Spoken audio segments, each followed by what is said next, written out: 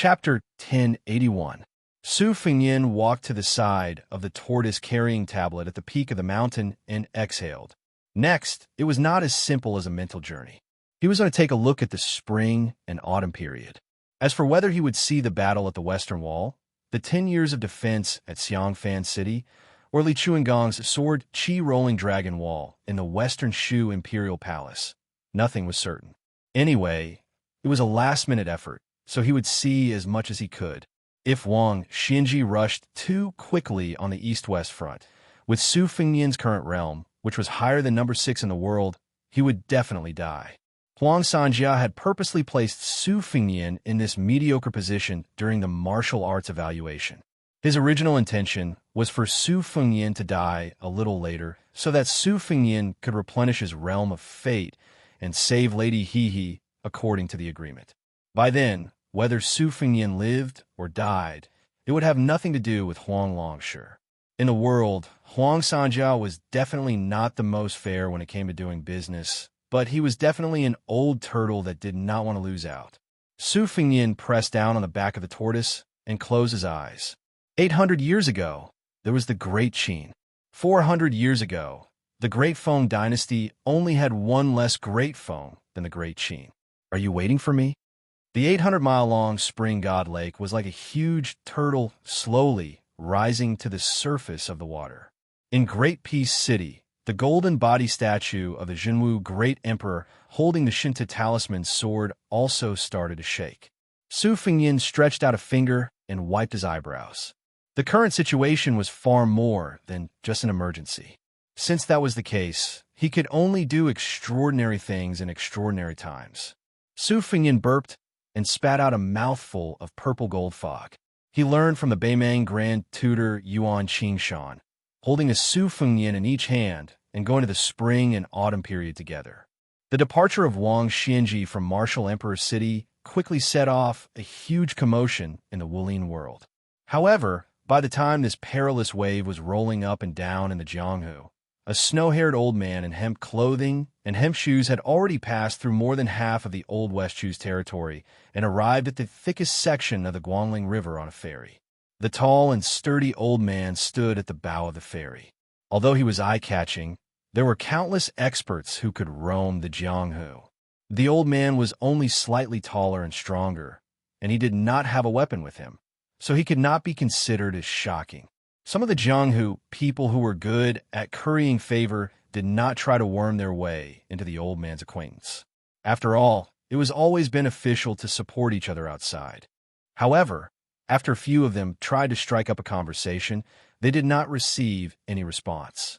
In the end, they gave up resentfully and silently cursed the old man for putting on airs as an expert. The hemp-clothed old man stood quietly at the bow of the boat, gazing at the river in the distance. The aura around his body suddenly condensed, and a vast river wind that was blowing against the sails seemed to stop. The large 2-story ferry was like a leaf floating on the river for no reason at all, and it spun around on the river. Everyone was shocked and at a loss as they looked around. There had always been a rumor in the streets that there was a flood dragon on the Guangling River. Ancestor Liu had once killed it with his flying sword. Later on, Li Chungang in green had also performed a similar feat when he crossed the river with his flying sword. 100 zhang ahead, there was a motionless lone boat. A woman stood proudly. Her purple robe fluttered in the wind. Purple robe blocking the river. With the release of the new martial arts evaluation, the entire Jianghu was guessing why the tide-listening pavilion's Nangong Push was only 1 level away, and why the Great Snow Plateau's purple robe was only 1 level away. Only the old people who were familiar with the wars of the spring and autumn period would know that on either side of this lone boat and the purple robe, there were 2 huge ruins made of stone. They were 20 zhang tall, and erected on either side of the river were 2 iron pillars that were now covered in rust. The stone pillars faced each other and were originally built in the Defeng dynasty. They had once successfully blocked the southern invasion of the barbarians from the north. They only needed to pull up a few iron chains to seal off the Guangling River. Most of the iron chains were slightly hidden under the water and would only surface during the dry season. Later on, The West Chu general guarding the river rebelled and personally burned off the iron chains. Only then did the tragic story of the iron chains sinking into the river. It was said that when the people of the Dechu behind the western wall heard the grievous news, they wept endlessly. Later on, there was no lack of fishermen who were familiar with the water. After receiving a huge reward from some survivors of the spring and autumn period, they wanted to explore the bottom of the river and search for the iron chains. Unfortunately, they did not succeed. Those survivors could only throw down the money and return in distress. Later on, the Liang imperial court became more stable and the world became more peaceful. There were fewer and fewer such fools. In the past few years, no one cared whether or not the iron chains at the bottom of the Guangling River were really there or not. The old man at the front of the ferry was somewhat surprised. It was reasonable for people to block the way, but he did not expect that she would be the first. That woman already had the two prominent identities of the Wulin Alliance Master and the bold descendant Xianyuan family master, but she did not care about her life. After he abandoned the city, he was not as easy to talk to as he was in the martial emperor's city. In the past, he cherished each and every talent in the Wulin Alliance, not because he, Wang Xinji, had a bodhisattva's heart and compassion for everyone, but because he hoped that these people could reach the top of the martial Tao, and that there would be a martial artist who could stand side by side with him in the end. Now that he had left the city and the Eastern Sea, his goal was very clear. He only wanted to find the king of Baliang. The others were not in his eyes at all. If they came to pick a fight in front of him and acted recklessly, he would not mind killing them one by one. It would be good to pave the way for his last battle in the world. Wang Xinji raised his head and looked at the sky. After the world, there was only the sky. Chapter 1082. The bow of the ferry began to slowly sink until the stern was raised up high. However, the ferrymen who were falling forward were blocked by an invisible wall in the middle of the ferry. The group of people huddled together in a sorry state as they watched the hemp-clothed old man still standing at the bow of the ferry. The purple-clothed woman bent down and tied a knot on the hem of her dress, creating a dead knot. She stood up and looked at the number one in the world in the distance who was ready to fight. Xianyuan Qingfeng, who had unknowingly walked down Mount Hui, didn't feel any regret. When she encountered the human cat, who was invincible below Earth immortals in the western regions, her fear was one thing, but more importantly, she didn't want to use her full strength. Later, that person wanted to fight the human cat to the death. She still didn't want to die in vain, so she withdrew again and even drew a line with Baliang to win the favor of Liang Zhaoshi. She also became the first female Wulin chief in several hundred years, admired by the world. Disloyal? She never denied that she was ungrateful, but she was a woman. What was the point of being loyal? In fact, when she heard that Wang Xinji had left the city to rush to Baliang, she didn't want to get involved. After reaching the great celestial phenomenon stage, by absorbing the fate of the Imperial Jade Seal and devouring the cultivation of nearly 100 experts, she was even more aware of the invincible spirit of the top three. She had already seen the last threshold, so she should cherish her life even more. However, after she dug out the 3 jars of daughter's red buried by her father, Xianyuan Jingcheng, she wanted to get drunk, but the more she drank, the more sober she became. That night, she lay on the roof of a tall building and stared at the small words at the bottom of a bottle for a long time. Later, she quietly went down the mountain. Facing the number 10 in the world, she retreated. But facing Wang Xinji, who had been invincible for 60 years, she came. At this moment, Xianyuan Qingfeng said self-mockingly, "Are you stupid?" Xianyuan Qingfeng smiled. "There's no cure. Then don't save me. Do you think you can run away now? If you can't run, then let's fight. It's not a big deal." Xianyuan Qingfeng's eyes suddenly became determined. She stretched out an arm, her fingers like hooks, and the river beside the boat boiled. A huge iron chain broke through the surface of the river like a black dragon. Xianyuan Qingfeng grabbed one end of the iron chain. With a tap of his foot, the small boat shattered. The purple-clothed woman dragged the iron chain that was more than 600 meters long and began to run wildly on the river surface. With a flick of her wrist, The iron chain twisted in a huge arc in the blink of an eye, like a scorpion swinging its tail, and ruthlessly smashed towards the ferry. The old man at the front of the ferry leaped high into the air, and the entire bow of the ferry abruptly plunged into the river. Then it was hit by the downward force of the river and was pushed back to the surface of the water and rapidly slid backward. Wang Xianji rushed into the air, directly facing the descending metal chain with the force of a thunderbolt. On the surface of the Guangling River, it was as if an immortal had split open the river's surface with a sword, dividing north and south from east. Wang Xianji's face was expressionless. She allowed the fierce wind to smash down and grab the iron chain with one hand. Wang Xianji did not grab the iron chain immediately. Instead, she slid a few feet between her thumb and index finger. Sparks flew everywhere. Wang Xianji clenched her fist and broke the iron chain. The explosion was louder than summer thunder. The river surface under her feet exploded, and huge waves rose to the sky. The purple-clothed woman was indifferent to the breaking of the iron chain. She stopped, withdrew her hand a few inches, and then extended it a few inches again.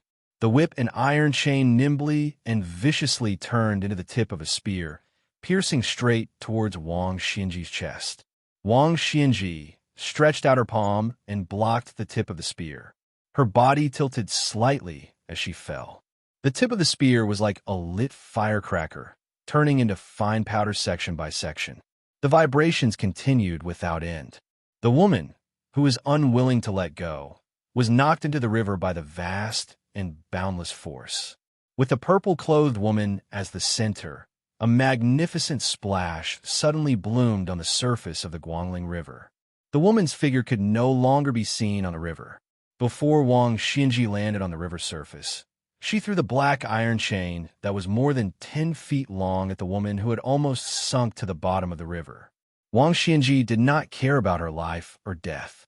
When her feet touched the water surface, she bent her knees and squatted. Her 10 fingers clenched into a fist, and she smashed the river surface under her feet. The entire river surface was smashed into a water bowl. The river water in the bowl suddenly overflowed the shore, and in the center of the bowl, the water level dropped sharply. It was obvious that she wanted to crush the woman at the bottom of the bowl into a pile of meat paste. Wang Xianji, who was not in a hurry to get up, said indifferently, "Hide? Su Fingyan has 300,000 iron cavalry, but they can't hide. Where can you hide?" Wang Xianji did not wait for the turbulent river to calm down. She put her 2 fingers together and tapped the water surface under her feet. Every time she tapped, a dragon would emerge from the river surface and then hover in the air. In the blink of an eye, there were 18 green dragons on the river. Wang Xianji stood up and waved her sleeve. There was the green-clothed swordsman and the 2-sleeved green snake. After that, there was Wang Xianji's sleeve that roamed the green dragon. After a wave of her sleeve, the head and tail of the green dragon connected and pierced into the water surface. The river and the sea were overturned. Wang Xianji crossed her arms in front of her chest, waiting for the woman to be driven out of the water to her death. Under the water surface, there were dozens of rapid and dull sounds. When the woman appeared on the river surface, there were countless broken iron chains wrapped around her. Ziyi stood on one of the iron chains placed horizontally on the river surface. Blood seeped out of the corner of her mouth. Wang Xianji was still more than 80 feet away from the woman. He raised one arm and put the other behind him. She punched through the air. Bang! A fan-shaped curtain of qi appeared beside the old man. Then, the woman in purple's iron chains pounced forward crazily and were torn to shreds in an instant. There was another loud bang. Ziyi was knocked out. Even though she was constantly being pulled by the chaotic qi, trying to stop her from falling back, it was futile. She kept falling back until her body hit the wall of the gorge, creating a huge depression. It was like a grave. Chapter 1083. With a seemingly casual punch, the purple-clothed woman was forcefully embedded into the canyon wall. Wang Xianji only glanced at her, but did not pursue her. Instead, she leaped back to the ferry. There were still water stains on the deck. Without the old immortal's order, the ferry continued to move forward.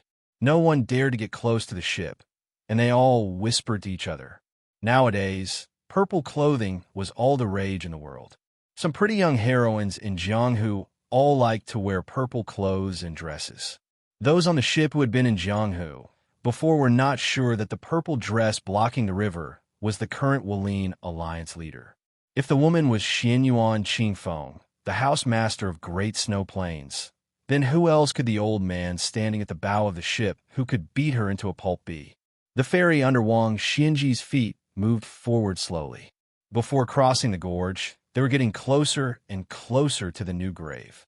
The Jianghu people and common people on the ferry were on tenterhooks. Wang Xianji did not look sideways. At the cliff of the gorge, there was a slight sound of gravel falling into the river. The loose purple clothes were like living vines and grass after winter. They grew again when the spring breeze blew, and like overflowing water, they seeped out of the stone pit. Strands of purple clung to the stone wall. Everyone on the ferry was scared out of their wits. Could the woman really be the incarnation of the unkillable evil dragon of Guangling River? The woman wrapped in purple slowly floated out of the grave. She stretched out a hand and pressed it against her mouth. However, scarlet blood still seeped through the gaps between her fingers. Reaching the celestial state named by Gao Shulu 400 years ago, the flow of qi and the birth and death of qi were extremely fast. If the Xian finger state was to see the qi of all things in the world and change the rules, then wait for an opportunity to knock the finger and ask, or cut off, or help the process, then the celestial state was to feel the entire vein and act according to the situation. However, Gao Shulu once said that the celestial state was the gatekeeper of the courtyard in the human world. She also understood the principle of beating a dog depends on its master. Ordinary celestial state masters would inevitably be tainted by qi when they killed people. Han Xingxian deliberately stayed at the Xian finger state for his whole life so that he could be more unscrupulous when he killed a Jianghu master. Xianyuan Qingfeng used the original method created by her ancestor Xianyuan Pan to crazily absorb other people's qi and qi to strengthen her own strength. The first batch of senior masters in Mount Hui almost all died for no reason. Every month, she would secretly go down the mountain to look for fresh food. This was no longer a case of a rabbit not eating the grass near its burrow, but a helpless action when there was no grass near its burrow to eat. Xianyuan Qingfeng was like a female Pishio, going further and further on this unorthodox path. Her graceful figure floated out of the dilapidated mountain wall. Not only did the large sleeves of her purple robe not diminish her charm, but it also added to the mystery of this Wulin chief. Wang Xianji's punch had destroyed her first breath. During the time the ferry was traveling, it gave her a chance to regenerate her qi.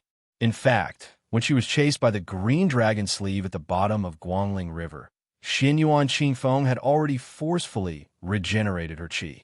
At that time, she had two options. After breaking the green dragon sleeve, she could avoid the sharp edge and hide at the bottom of the river. However, she still used her qi to pull the iron chain out of the river, which almost took Wang Xianji's punch head-on. Sure enough, before the ferry entered the gorge, Xianyuan Qingfeng looked at Wang Xianji's side and stretched out a hand. Wang Xianji's figure, which was standing proudly at the bow of the ferry, flashed and disappeared. The ferry under her feet was like an arrow released from a bow. It suddenly split the river surface and quickly crashed into the gorge. The ferry passengers who were in a mess obviously did not have the chance to see the battle between the peak of the Wulin of Liyang.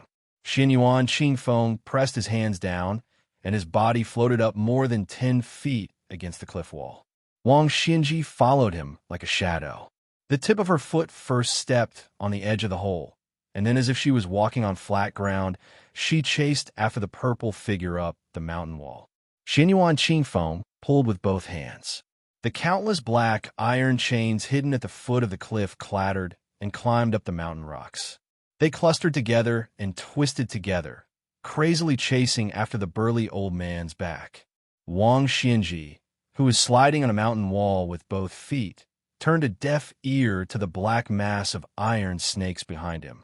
Xianyuan Qingfeng's arms knocked backward, and his 5 fingers drilled into the stone wall like a purple gecko nailed to the wall. The purple robe crashed into the mountain and suddenly spread out, and then instantly covered its owner's body, wrapping him into an airtight cocoon. It spat out thousands of silk threads, using the iron chains to force Wang Xianji's qi dynamic out, and then used the silk to chase after the unique path of Wang Xianji's qi dynamic. The bright red silk threads and the black iron chains rapidly intertwined, trying to crush Wang Xianji, who was trapped in it. This was a trap that covered the sky and the sun. Wang Xianji was strolling leisurely in it. As he moved forward, the silk chains moved with him, and rocks kept falling into the river, stirring up layers of waves. Wang Xianji's qi dynamic did not show any signs of swelling like an ordinary master's, but it was enough to prevent the endless silk chains from getting close to him. The old man did the opposite. He withdrew most of his qi dynamic and allowed the spider web to tightly grip his body that was said to be even more invincible than the Buddha's Vajra, leaving only his head exposed. Wang Xianji's speed was not the fastest in the first 4 realms.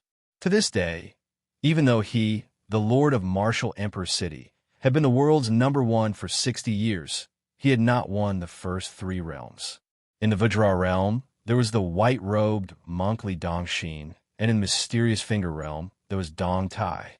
Even without the peach blossom sword god, there was still Han Shengxian, and in the celestial phenomenon realm, there was Chao Chongqing. However, in the Jianghu where the 4 grandmasters lived, Li Chungang had almost won all 3 realms. Other than losing to the Dragon Tree Monk in the Vajra realm, he was the champion of the mysterious finger and celestial phenomenon realm. However, this did not prevent Wang Xianji from having the last laugh, becoming the only one who had reached the peak of martial arts in the past 500 years. Therefore, when Wang Xianji deliberately withdrew his qi dynamic and allowed Xianyuan Qingfeng to have his way, the Purple Dress Mountain Master immediately gave up the idea of strangling this old monster. He decisively broke out of the cocoon and continued to float upwards. At the same time, the silk chains exploded and purple and black powder scattered in all directions. The entire cliff began to shake violently under the huge impact of the fog. Chapter 1084. Xianyuan Qingfeng's purple robe was no longer as intense as before. His robe, which was even more flawless than the best work in the Imperial Weaving Bureau, had already lost some of its luster. Wang Xianji was still walking up the mountain wall at a moderate pace, just slightly faster than this old man. She even had the time to chat, and her tone was calm. The martial arts in the world are divided into the Tao of Arts. Ancestor Lu shouldered the Tao of Heaven, and this old man sincerely admires him. After Li Chungang, the Tao of Swordsmanship has withered away. Dong Tai's Tao of Arts is also worthy of this old man's attention. The Tao of Swordsmanship used to fall on Chao Chongqing's shoulders, and these years he still hasn't been able to break away from the mold of the ancients. Xianyuan Qingfeng, your Tao of Arts is but a mirage. There's no need for a huge wave. Just a gust of wind can blow it away. If you encounter an ordinary person outside of martial arts, you can still scare them a little. This old man originally thought that you were a woman, and that martial arts cultivation is not easy. Purple Robe suddenly stopped retreating and said sternly, "Woman? So what if I'm a woman?" Xianyuan Qingfeng also stepped on the cliff wall. She and Wang Xianji seemed to be standing on the same side of the mirror, and they collided head-on. Wang Xianji, with one hand behind her back, allowed the fist to hit her shoulder. She lightly tapped her fist between the woman's eyebrows. Wang Xianji didn't move at all, and Xianyuan Qingfeng didn't move much either. She only swung her head back slightly. The biggest movement was on the cliff wall beneath their feet, which became more and more obvious. As Xianyuan Qingfeng's head swayed, her sleeves were also torn apart, revealing 2 pink and tender wrists. However, this kind of redness wasn't the seductiveness of a woman's natural beauty. Instead, it was a kind of sickly scene. Blood flowed and surged under her snow-white skin in a visible form. A boneless person. You have to give up something when you gain something. The Qing Feng of the Mount Hui Mountains Mountain Lord was really too unconventional. In order to absorb the internal energy of those external cultivators, as well as withstand the counterattack of those experts who died in her hands, she didn't hesitate to smelt her own body into a living pool, melting others and herself. Naturally, Wang Xianji had already seen through this crazy woman's background and didn't have the slightest bit of pity. Seeing that she didn't know what was good for her, he suddenly exerted force with his fist, knocking this laughable Wulian alliance master back several dozen feet. He then swept across to Xianyuan Qingfeng with one step and grabbed her slender neck. Wang Xianji, who had one hand behind his back all this time, grabbed this body. His body spun, and after accumulating a bit of strength, he loosened his 5 fingers and threw the woman in purple several dozen feet above the cliff wall. Wang Xianji continued to walk upwards, and the hand behind his back clenched into a fist. A water column forcibly drew water from the river and soared into the sky. If later generations were to mention it, they would probably call it the Guangling Sword. The scabbard was the Guangling River, and the body of the sword was the river water. Wang Xianji's one sleeve of azure dragons was indefinite. At this moment, the old man was about to use this water sword that leaped over his head to pierce through the stubborn woman's body and nail her to death in the air. This kind of fresh way of dying in front of everyone's eyes could be considered worthy of her current status and her courage to block the river and fight to the death. The water sword's momentum was astonishing. It followed the cliff wall swiftly and violently, and indeed struck the woman in purple whose qi had mostly dissipated. However, this water sword, which was as thick as the mouth of a well, did not pierce through Xianyuan Qingfeng's body. Instead, it was blocked by a blurry ivory-white fog. The fog spread out and formed a fan shape. The water sword was like a needle piercing a bronze mirror, and the fog gradually dissipated. However, Wang Xianji, who was walking upwards, did not have the patience. He raised a hand, and the water column instantly expanded from the size of a well to the size of a courtyard at the entrance to Jiangnan's water village. This was no longer a needle piercing a mirror, but a crude scene of a large hammer smashing a mirror. This was not all. Several water columns of the same size were pulled by Wang Xianji's qi. They surged out of the water and shot towards the sky. Every dragon that emerged from the water contained Wang Xianji's abundant qi. With the cliff wall as a line, the water columns made a half-arc, and all of them just happened to collide with the fog. Wang Xianji walked to the top of the cliff and sneered without saying a word. No wonder this woman could be so rebellious. Someone had given or lent her a portion of the nation's qi. Xianyuan Qingfeng's life was hanging by a thread, but he did not resign himself to death. He stood up on the mirror with difficulty, and his hands formed a sword shape. The tip of the sword was pointed downwards, directly at Wang Xianji's head. The qi of the imperial jade seal that had been transferred to her began to rotate. It was pulled away from the mirror and condensed on her hand and sword. Xianyuan Qingfeng roared angrily. He pressed down with both hands. The first water dragon's water sword was instantly shattered. The water columns that were originally hitting the mirror were also affected by this qi of the sword.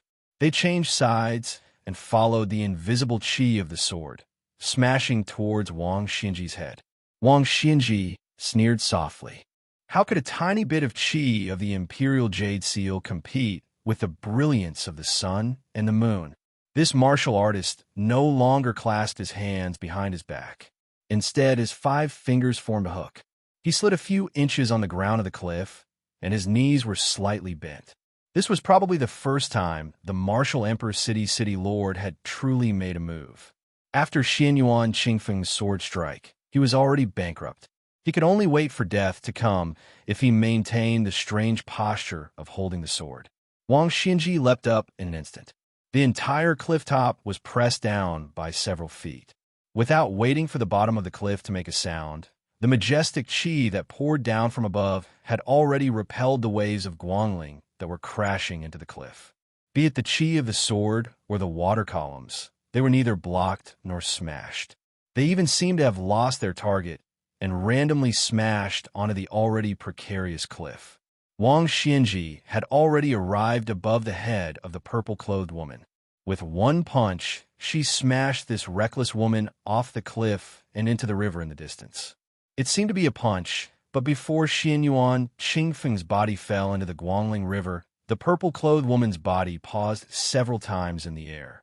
What followed was a thunderous boom, and the purple-clothed woman's qi dispersed again and again. It seemed that Wang Xianji was still not satisfied with her celestial phenomenon realm cultivation. The old man raised his left hand, and the purple-clothed woman who was about to dive into the river was suspended in the air. His right hand once again punched the fingernail-sized figure in the distance. The powerful fist aura tore through the sky like a white rainbow and directly hit the dying purple-clothed woman who was hovering in the air. Chapter 1085. Xianyuan Qingfeng could only watch helplessly as the fist aura flew towards him. Perhaps in the eyes of a level 2 master, even the lady of the great snow meadow couldn't withstand a single blow. Ordinary martial artists felt that as long as they were lucky enough to reach the celestial phenomenon realm, the qi in their body would be able to connect heaven and earth, and they would be inexhaustible. This perception couldn't be said to be wrong, but it was only half correct. Celestial phenomenon realm experts weren't gods on earth. Gao Shulu once compared the experts of this realm to the Kunlun Peak, who sat on top of the Kunlun Peak and looked at the ocean.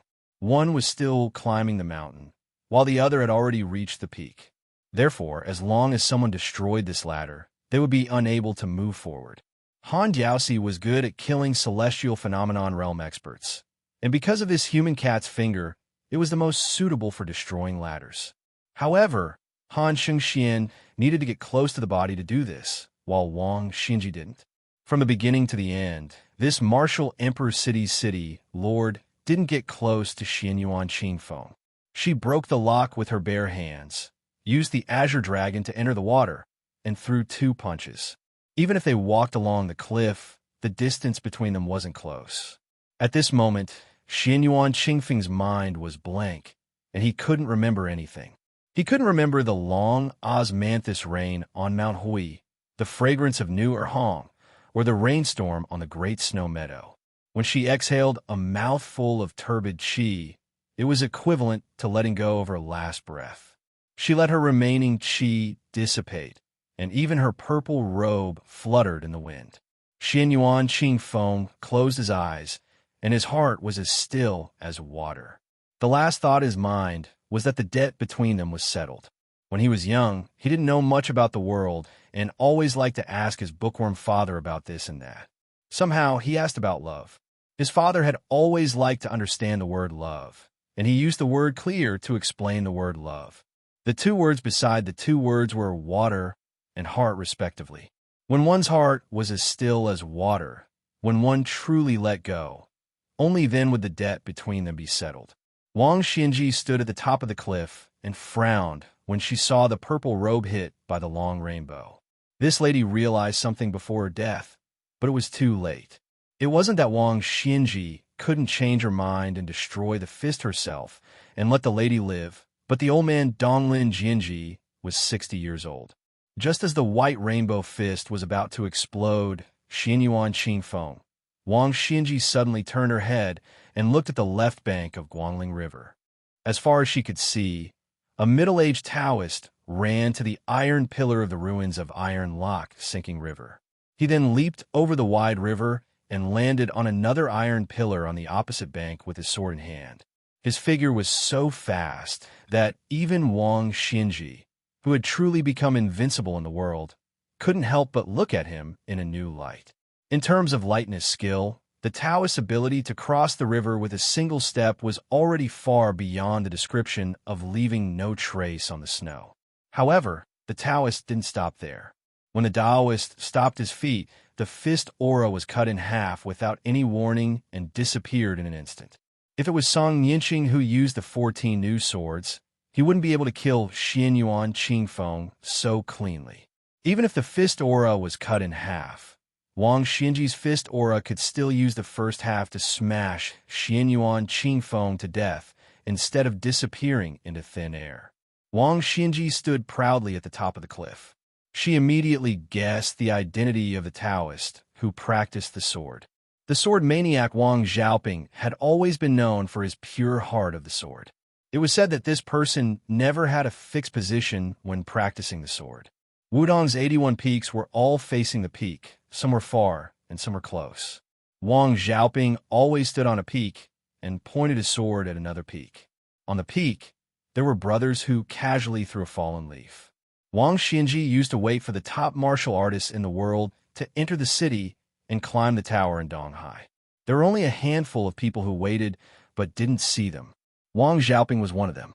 Wang Xinji was very curious about whether this Taoist who carried Wudong's way of the sword could surpass Dong Tai's unparalleled murderous aura. Wang Xinji was not angered by Wang Xiaoping's sudden appearance today and the fact that she had shattered his fist aura without even drawing her sword. He was not angered to the point where he wanted to beat a drowning dog out of humiliation and let Xianyuan Qingfeng, who had barely escaped with his life, fall into the water and ignore him. Even if she had profited from the disaster and passed that hurdle, and her future achievements in the martial arts world had reached unreachable heights, it was no longer something Wang Xinji cared about. Wang Xinji only wanted to experience Wang Xiaoping's next move. Wang Xiaoping stood on the shore with an ordinary Taoist peach with sword in her hand. She looked up at the old man. Ever since this old man defeated Li Chungang, he didn't have a worthy opponent. In the hearts of all Wang Xiaoping sword practitioners, this was an indescribable feeling of depression. This was because Wang Xinji stepped on the head of the way of the sword to reach the top of the Jianghu. The prosperity of the sword forest had always been known to occupy half of the Jianghu. After Li Chungang lost, even the new god of sword Dong Tai couldn't pull Wang Xinji down from his pedestal. The great grandmaster of the way of the sword, the former owner of the Wu family's sword tomb Su of Gojoseon, Dongyue's sword pool Song Yinqing, also couldn't express his feelings with a single move. As long as Wang Xinji was alive, swordsmen wouldn't be able to raise their heads. How could they talk about a single move? Wang Xiaoping had been practicing swordsmanship since she was young. She wanted to ask Wang Xinji in Jinwu Imperial City one day. She wanted to ask Wang Xinji, who once said, "I see all the swordsmen in the world as if they are nothing." Wang Xinji said loudly, "Wang Xiaoping, before this old man enters Beiliang, he can only wait for 3 moves from you." Chapter 1086. Wang Xiaoping did not reply loudly. She retracted her gaze and looked at the mahogany sword in her hand. She said softly, "One sword is enough." Wang Xinji did not travel fast on her way to Beiliang this time. If she traveled too fast, the long-awaited battle would become meaningless. However, she could not travel too slowly either. When the young woman surnamed Zhang forcefully opened the gate of heaven, Wang Xinji did not take it to heart at all. However, if it was Su who did it, it would be hard to say. Huang Longshi, the devil who wished for the world to be in chaos, transferred the remaining fate of the 8 fallen countries to Jianghu. All kinds of opportunities appeared one after another, and chaos occurred. Martial arts geniuses such as Chao Chongqing, Dong Tai, and Chen Zhibao came out one after another. It was not an exaggeration to say that it was a once-in-a-lifetime event. In the end, they were like bamboo shoots after a rain in the same spring. They did not care if there would be no harvest in the coming year. It should be known that many things were divided into big and small years. If the big year was too big, the small year would be too small. Among this large batch of bamboo shoots, the young man surnamed Su was undoubtedly a rising star. However, his position was right below Wang Xinji, the evergreen bamboo. In fact, Xianyuan Qingfeng's defeat was not as unjust as he thought. For so many years, only Dong Tai's flying sword, Chao Chongqing's sleeve, Gu Jiantong's thundercore, the young Song Yinqing's sword chi at the end of its flight, and the 9 yellow sword formation before his death were able to get close to Wang Xinji. It could be said that there were very few people who could get close to Wang Xinji.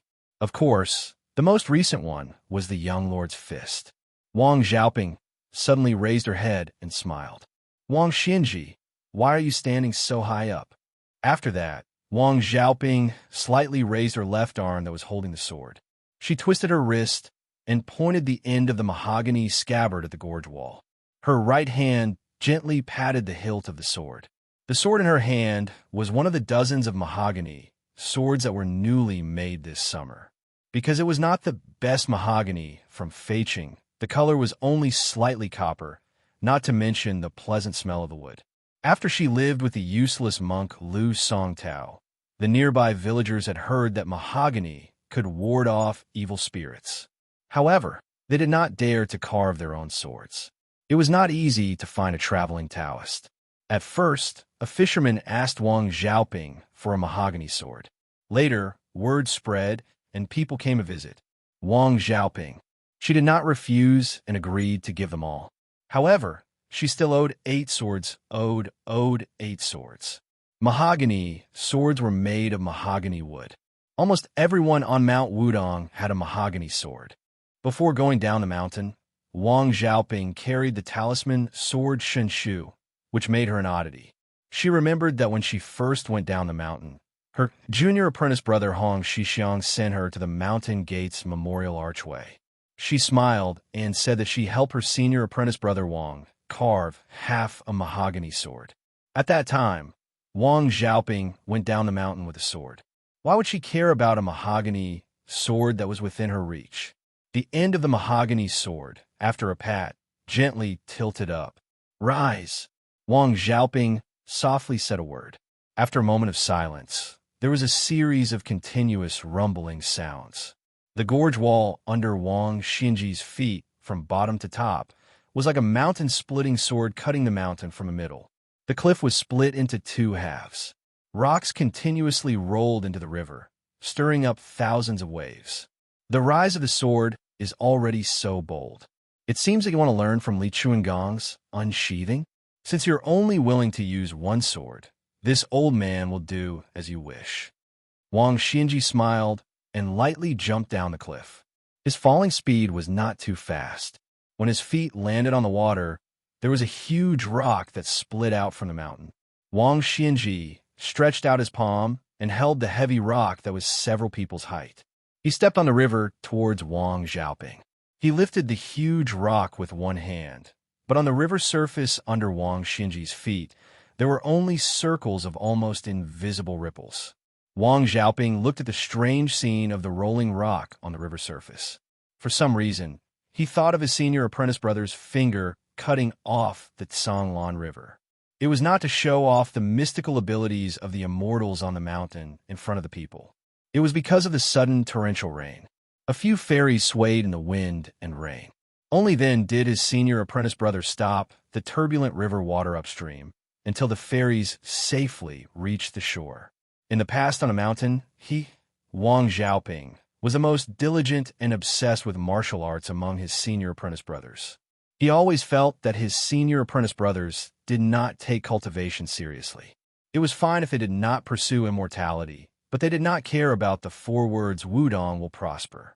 His senior apprentice brother Wang Zhonglo always said that there was no hurry, and that junior apprentice brother Hong, who called him Little Wang's senior apprentice brother, he always felt a little angry and resentful. But when he heard that his junior apprentice brother had really left the mountain one day, Wang Xiaoping felt that it would be better if his junior apprentice brother stayed on the mountain for the rest of his life to cultivate that unattainable Tao. Wang Xiaoping completely forgot about himself, as if he did not see that Wang Xinji was already rushing over with the huge rock. Wang Xiaoping smiled knowingly. He remembered that, when he was young, the sect leader Wang Zhonglo, who was both his senior apprentice brother and a loving father, always liked to throw a child high into the sky and then hug him with a smile and say, "Catch." He remembered sitting on his senior apprentice brother Song Jiming's neck and go to the top of Big Lotus Peak to watch the sunset together. He remembered that when he was young, he defeated his senior apprentice brother Chen Yao, who was once said by his master to be the most competitive, but senior apprentice brother Chen Yao did not feel any disappointment. He just turned his back and left.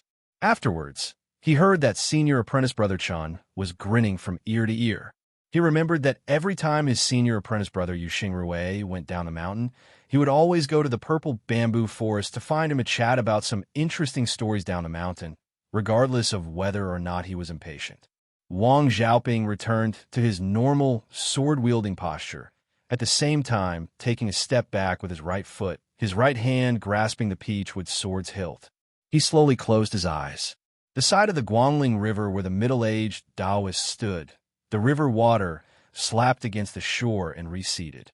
The iron pillar behind him that used to block the river began to shake violently, the foundation of the platform beginning to crack inch by inch.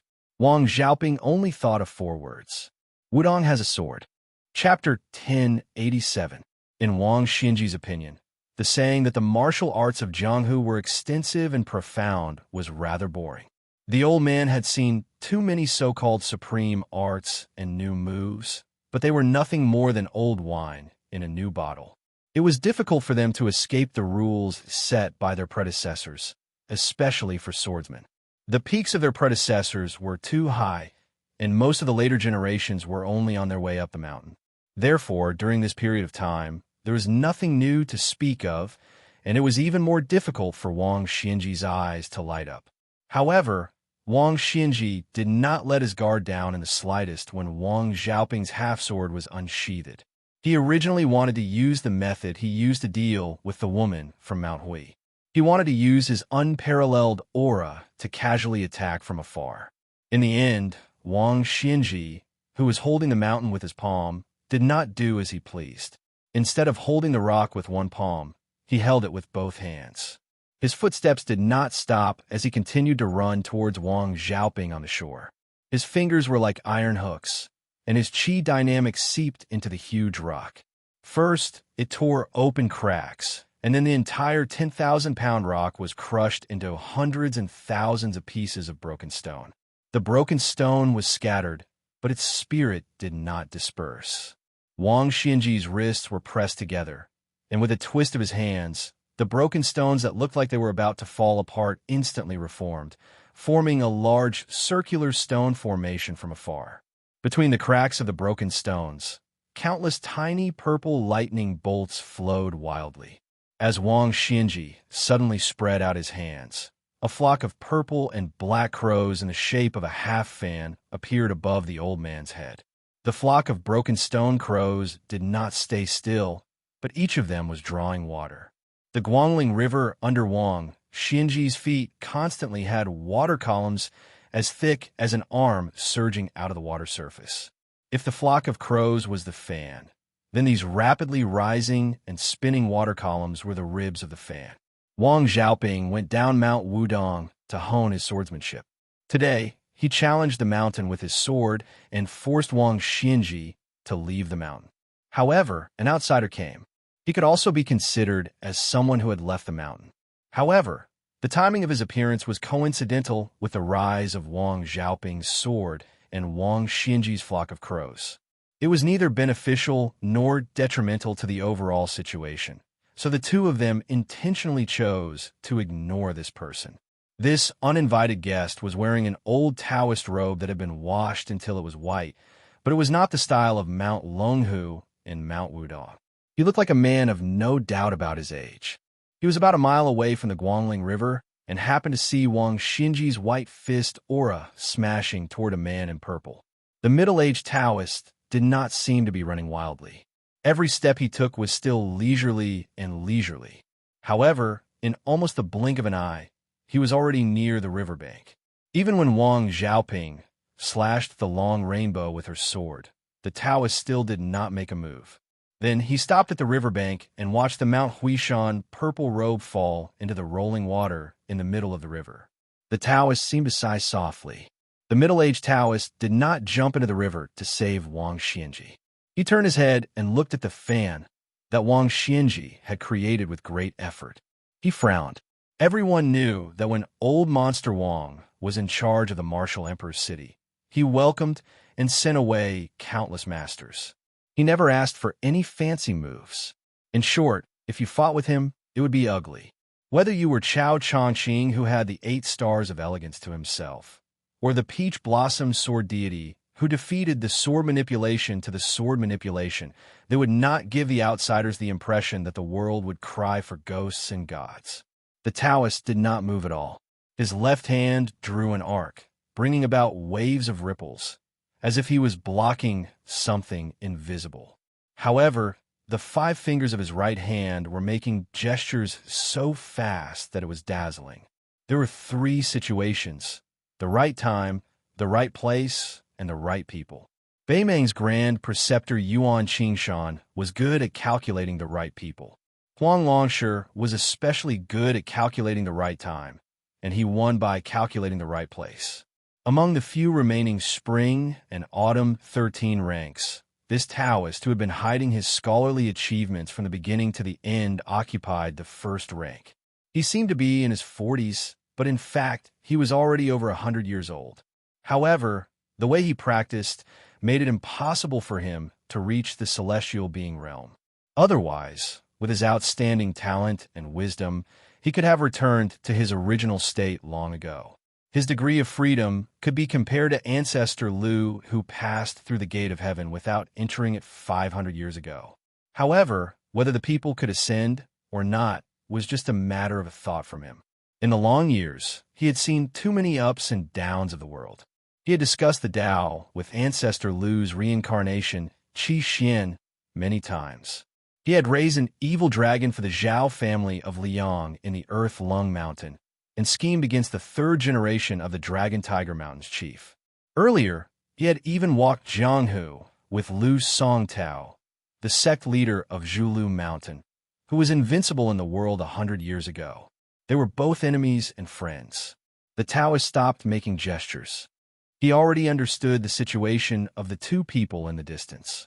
Chapter 1088. Wang Xianji was close to 100 years old.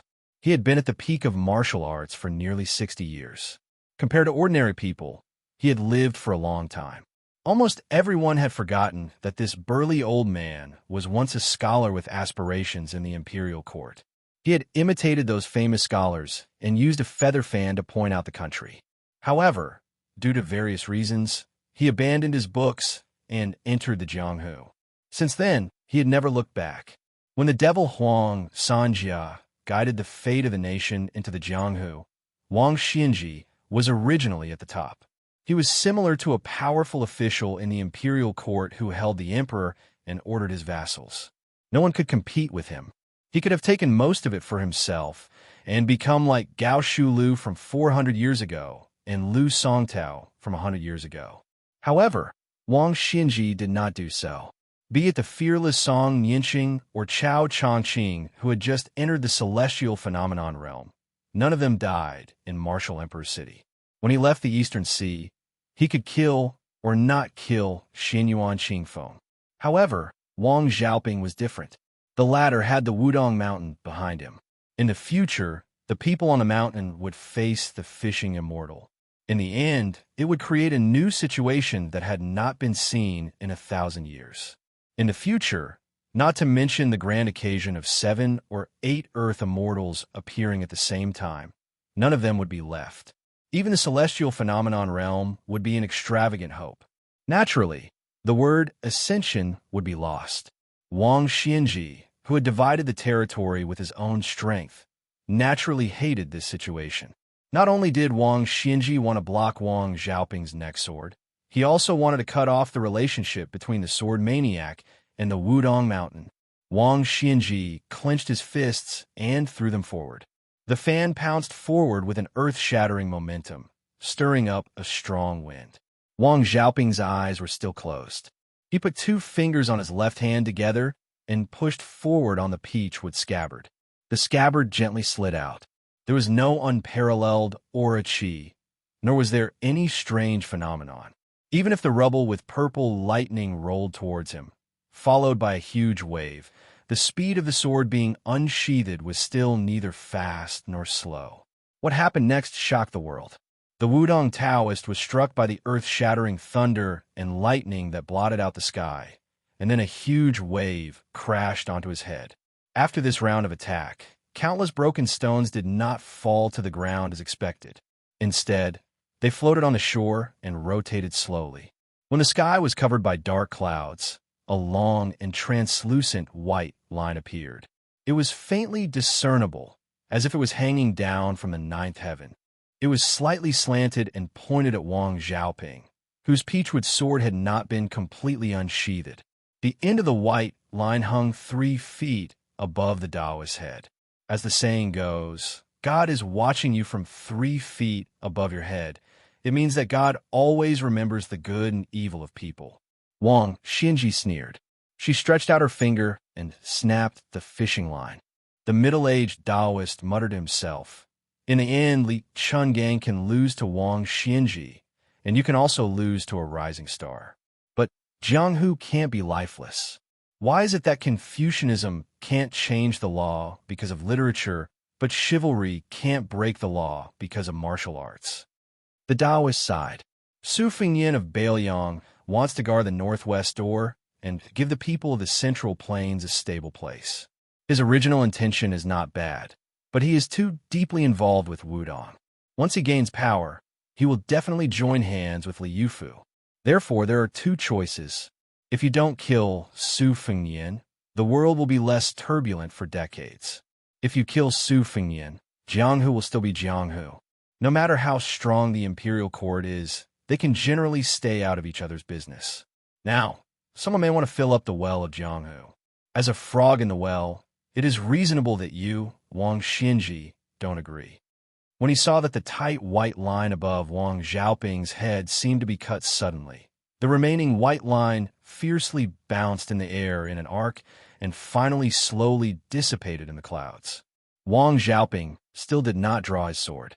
His fingers were close to the tip of the sword, which meant that the scabbard was about to completely leave the sword. The Taoist didn't know whether it was because he was a fellow cultivator or because he felt sympathy for him. He couldn't bear to watch and turned to look at the river. In reality, if Wang Xiaoping had attacked earlier, just to break Wang Xinji's cage, then he would have been more alive than dead. With Wang Xinji's temperament of rarely getting angry, she might not necessarily want to kill him. But since this sword maniac was stubborn, Wang Xinji should really want to kill him. The Taoist was a solitary hermit.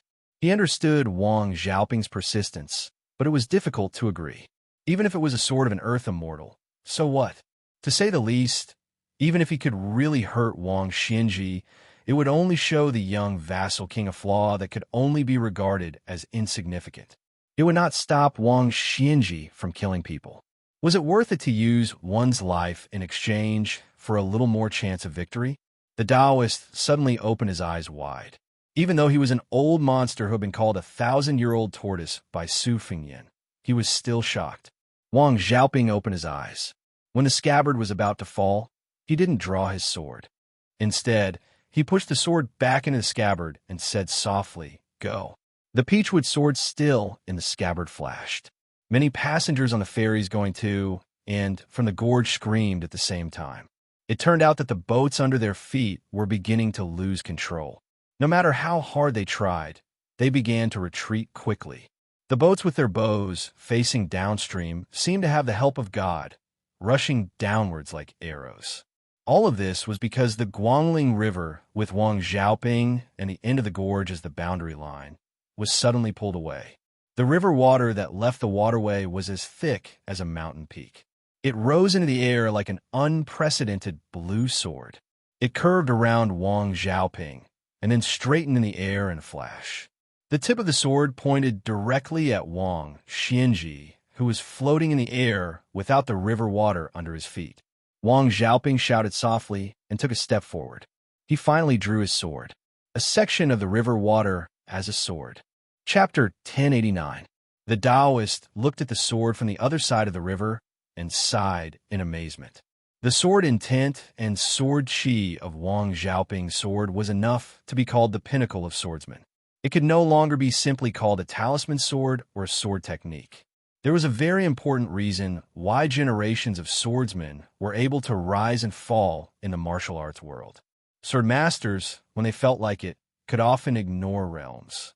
A second-grade master might be able to reach finger mystery with one sword, while a finger mystery swordsman could reach celestial phenomenon with one sword.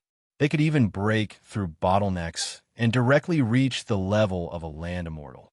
The green dragon was 100 feet long and floated beside Wang Xiaoping. It was as if Wang Xiaoping was carrying a sword on his shoulder. Following this Taoist priest of Mount Wudong who had profound knowledge dug out a section of the river, the tilted boats on the river followed the water flow into the Guangling waterway. It just so happened that they could see this soul-stirring scene. Each and every one of their hearts swayed, probably because Wang Xiaoping's spirit was very upright and peaceful. The spectators were amazed but not afraid. As the surging river once again filled up the waterway, the passengers on the ferry could take the opportunity to see the graceful bearing of the immortals. Some of the ferrymen who were originally rushing upstream also took out their silver and desperately asked the ferry owner to turn the boat around and follow the river. The reason why they were not afraid of being affected was because they noticed that the sword tip had started to move towards the shore.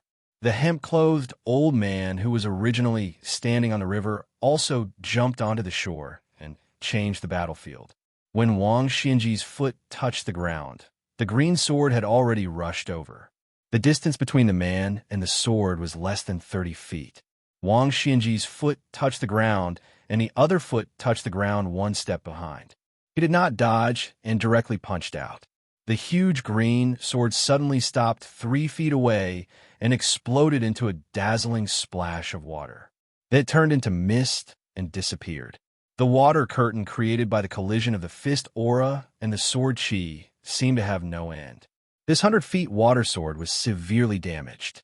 It was shrinking at a speed that the passengers on the river could see with their naked eyes. Very quickly, it consumed 10 feet of the sword body. Wang Xinji's figure remained motionless, but it seemed that her patience had been worn out. Very soon, she was no longer willing to stand there and be beaten. She took a step forward, and her left hand swung out a fist. The power of this fist was unparalleled. Not only did it smash the new sword tips that came one after another, it was actually able to smash the entire green sword, causing it to sway incessantly. Countless thin and mixed sword chi hidden in the green water sword started to shoot out in all directions. It was a magnificent sight. After that, the old man who had been roughly guessed by the passengers to be the owner of the martial emperor's city stepped forward and punched out. He did not retreat, but advanced instead. He hit the sword from 90 feet to 80 feet, 70 feet, and when half of the sword reached 50 feet, Wang Xinji slightly stopped attacking. Just like martial arts, if you don't advance, you will fall back. When he stopped, the sword momentum that was originally blocked seemed to be waiting for this moment. It was not just a little bit stronger than before. It was as if there was a gap of a whole realm. Wang Xinji slid back a distance and gently jumped up. He slapped down on the huge sword tip. The sword tip was forced down. The green sword drilled into the ground and tore open a groove. The huge sword made an arc under the ground and drilled out of the ground. The arc continued until the sword body finally formed a big circle. The end of the sword was not far from Wang Xinji's feet. The sword tip fell from the top and pointed at Wang Xinji, who had already turned around. The Taoist who cultivated in seclusion in the Dragon Tiger mountainside. In his eyes, the sword style was like a jade. The general principle was that the outside was like the sky and the inside was like the earth. Previously, the sword was in the Vajra realm. The sword that cut off the river was in the mysterious finger realm. Now that the sword was half out of the sheath, it could be considered the spirit of the Tianxiang sword. Within the big circle, there was sword chi. In fact, all three belonged to one sword. What was more rare was that this unfinished sword did not show any signs of decline.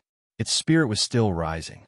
Even Wang Xinji could not stop it at the node of the mysterious finger celestial phenomenon. In the past 60 years, Wang Xinji almost never used a higher realm to crush anyone. He always liked to fight with people of the same realm. He wanted to exhaust his opponent's moves and spirit. Even if he lost to him, he would have no regrets. Therefore, he held back his fist momentum because he knew in advance that Wang Xiaoping's sword had an instantaneous ascension. At this moment, facing the round jade sword that was full of spirit, Wang Xinji lowered his hands and raised them. He took the opportunity to lift the purple and green upstanding chi and used them as blades and swords respectively. The Taoist laughed softly. It's not common to see Wang Xinji pick up a weapon to face the enemy. Wang Xinji, who had a strong body to begin with, suddenly became even more arrogant. He was like a deity from the heavenly court who had descended to the world. However, Wang Xinji did not use any complicated or ingenious moves. He only used a horizontal blade and a vertical sword. The horizontal blade cut through the jade wall, and the vertical sword cut through Qing Shui. It was as if a priceless piece of jade wall was smashed onto the cold hard ground. The scene was extremely dazzling. Chapter 1090. The situation changed so quickly that even the Taoist cultivating on Mount Longhu was dazzled. When he focused his gaze again, he saw that the 500 feet long green half-sword had already been shattered. The Taoist originally thought that Wang Xiaoping's Tianxiang half-sword was already the peak, but he soon realized that he had underestimated this Wudong sword maniac who had left the mountain for many years. Wudong's prosperity lay in the fact that one mountain shouldered two Taos, the Tao of Heaven and the Tao of martial arts. The previous generation's leader Hong Xixiang had almost achieved both. It was just that he had left the mountain in too much of a hurry, and he had left the world in even more of a hurry. Therefore, Wang Xiaoping at the very least had to shoulder a sword. The Taoist had been living in Mount Longhu, the ancestral court of Taoism, for so many years. He always felt that Mount Wudong was too human, and the immortal chi that cultivators work hard to find was inevitably inferior to the Taoist master mansion that was surrounded by immortal chi all year round. However, the last half of Wang Xiaoping's sword had slightly changed the old Taoist opinion. Wudong has 81 peaks. Around Wang Xinji, there are 81 swords of different lengths and thicknesses. The tips of the swords all pointed towards the sky at the same time. The tips of the swords were either perfectly straight or slightly tilted. The Lingxi sword momentum and the lofty mountain momentum completely matched each other, so much so that the Taoist who was watching from afar could easily identify the names of the mountains that each of the 81 swords symbolized. Wang Xinji chuckled softly. Whether it was Qi Xuanjin, who sat high on the demon execution platform, or Hong Xixiang, who rode a crane down to Jiangnan, none of them had lowered themselves to the same level as Wang Xinji. But he couldn't help but feel regret. He once had a move that he had studied for many years. At first, he wanted to target Qi Xuanjin, but later, Qi Xuanjin was said to have ascended to immortality. Then, with great difficulty, there was a descendant of Wudong who could suppress Mount Longhu with a sword. Wang Xinji picked up that move again and continued to silently investigate and fix the flaws. But once again, he was disappointed. In the end, he never had the opportunity to make a move. Since Wang Xiaoping did not disappoint her, Wang Xinji no longer deliberately restrained herself. She bent her knees slightly and assumed the role of an overlord, lifting mountains and rivers. When the 81 swords flew over the top, a gorge wall that was far more magnificent than the boulder was also forcibly uprooted. The raging waves shook the earth and the mountains. Everyone in the world mistakenly thought that the ability to move mountains and drain seas was just an absurd legend in those supernatural novels. At this time, the ferry passengers on the river saw it with their own eyes. They were scared to death. Many of them knelt on the bow of the boat, not daring to look at the flying mountain that covered the sky. One mountain suppressing 81 peaks.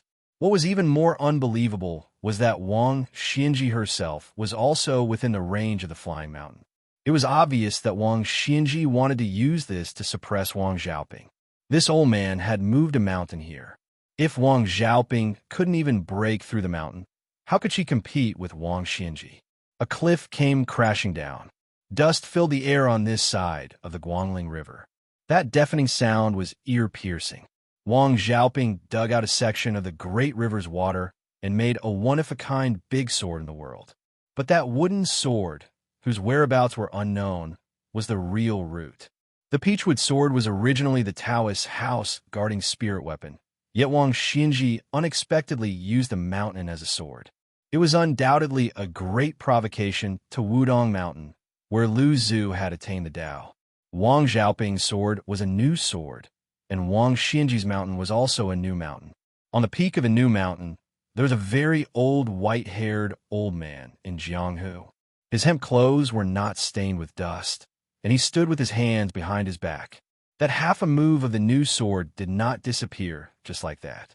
Instead, it broke through the mountain. Only one sword remained from the 81 swords. The water sword was no more than 3 feet long, but the sword Qi was 10 feet long. From the 100 feet long Qing Shui sword, the remaining 10 feet of sword Qi was 10 feet long. Wang Xiaoping seemed to be defeated repeatedly, but in the eyes of the old Taoist who had profound cultivation, it was not easy for Wang Xinji, who was standing on the peak of the mountain, to win. The coarse hemp sleeves were already in tatters.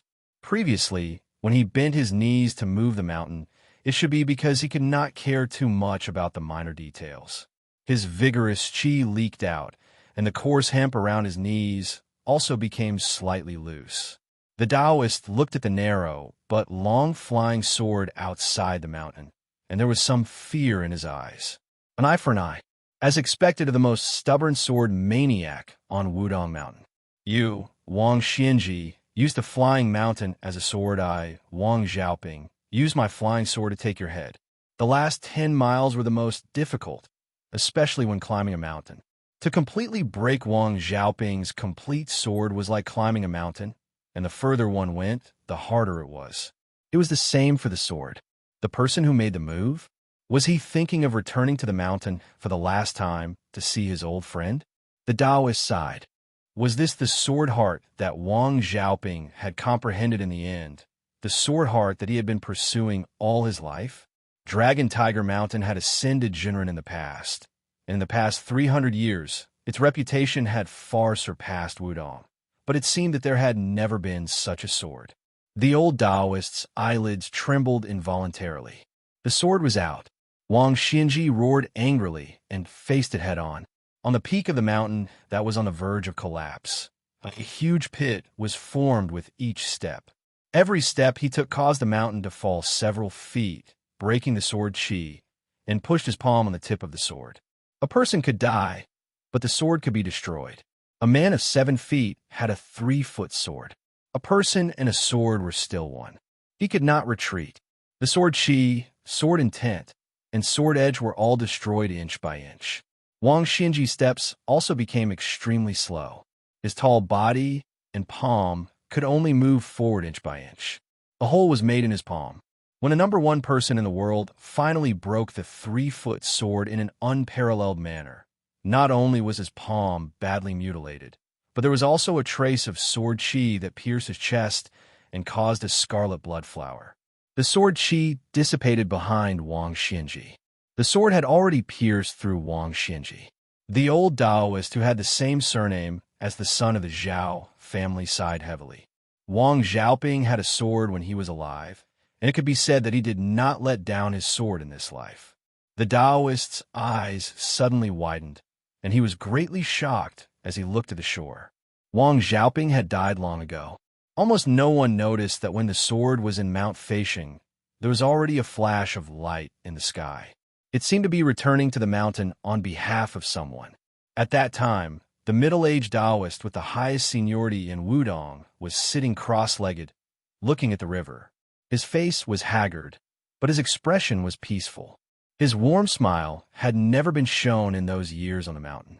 Little junior brother, I can't wait for you to come home. Wang Xiaoping closed his eyes, not looking at his last sword at all. Therefore, that sword was the sword of Wang Xiaoping, who had regrets but no regrets after his death. Chapter 1091.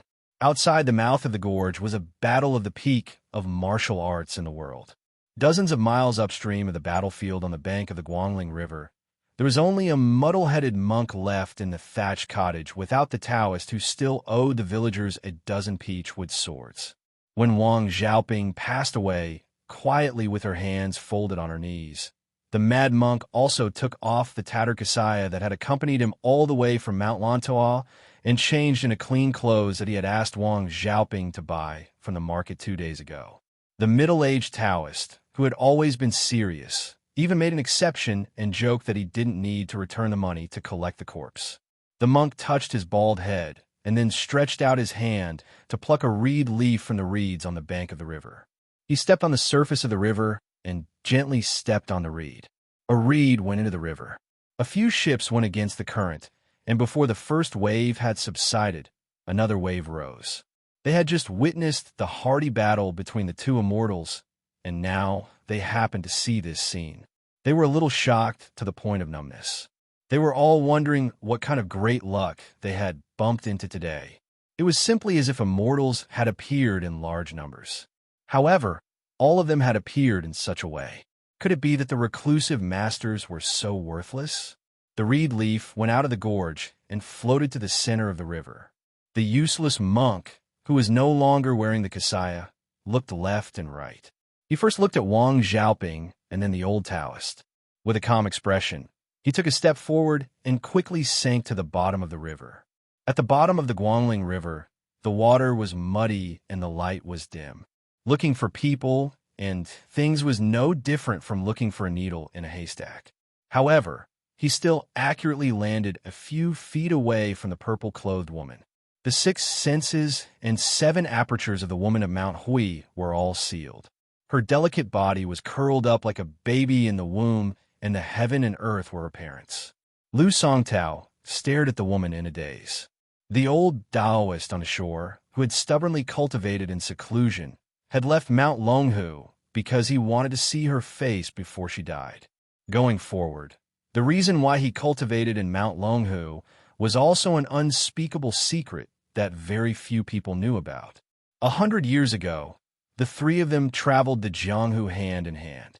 He was not yet a monk of Mount Lantua, but the 9th cult master of Mount Jilu. Among all the cult masters of the devil cult, he was the most unlike the cult master of Mount Jilu. And that Taoist was not the current resident of Longhu Mountain. He was the 4th prince of the Liang royal family, who was recognized as better than the crown prince. His achievements, knowledge, martial arts, and talent were all outstanding. As for the delicate and naive woman who ended up with an extremely miserable life, she did not have a country-toppling beauty, nor did she have an insufferably arrogant background. However, Lu Songtao, who had concealed his identity and traveled in Jianghu, just happened to fall in love with her. Yet, she fell in love with that handsome child named Zhao Huangchao. Lu Songtao did not mind this. With the 2 of them traveling together, where in the world could she not go?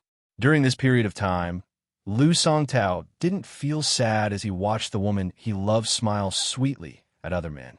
But when he returned to Mount Jilu and came out of closed-door meditation, he heard the grievous news that Zhao Huangchao had single-handedly caused. He silently went down the mountain. Just like today, he also helped to collect the body, put on clothes for her, and carried her back to the mountain. Lu Songtao went down the mountain for the last time. He killed countless famous Jianghu figures who were fishing for fame, as well as countless high-ranking princes, dukes, and famous ministers. After killing them, every time he turned around, he always felt that she was standing there and smiling. Lu Songtao looked at the woman in purple who was both her and not her, and his tears kept flowing. Lu Songtao stretched out his hand, trying to grab the corner of the big purple dress that was gently floating at the bottom of the river. Then he slowly withdrew his hand, and his body began to float up. He broke through the water surface and lightly touched the water surface, laughing loudly and singing loudly. The surface of the river was like the surface of a drum, thumping loudly. Heaven and earth are useless. They don't enter my eyes. Sun and moon are useless. They can't exist together. Kunlun is useless. They can't come to me. Compassion is useless. They are sanctimonious. Tranquility is useless. Their sleeves are empty. Great river is useless. They go east and never return. Wind and snow are useless. They can't fill their stomachs. Grass is useless. They wither with each passing year. Karma is useless. They are all fixed. Jianghu is useless. We forget each other.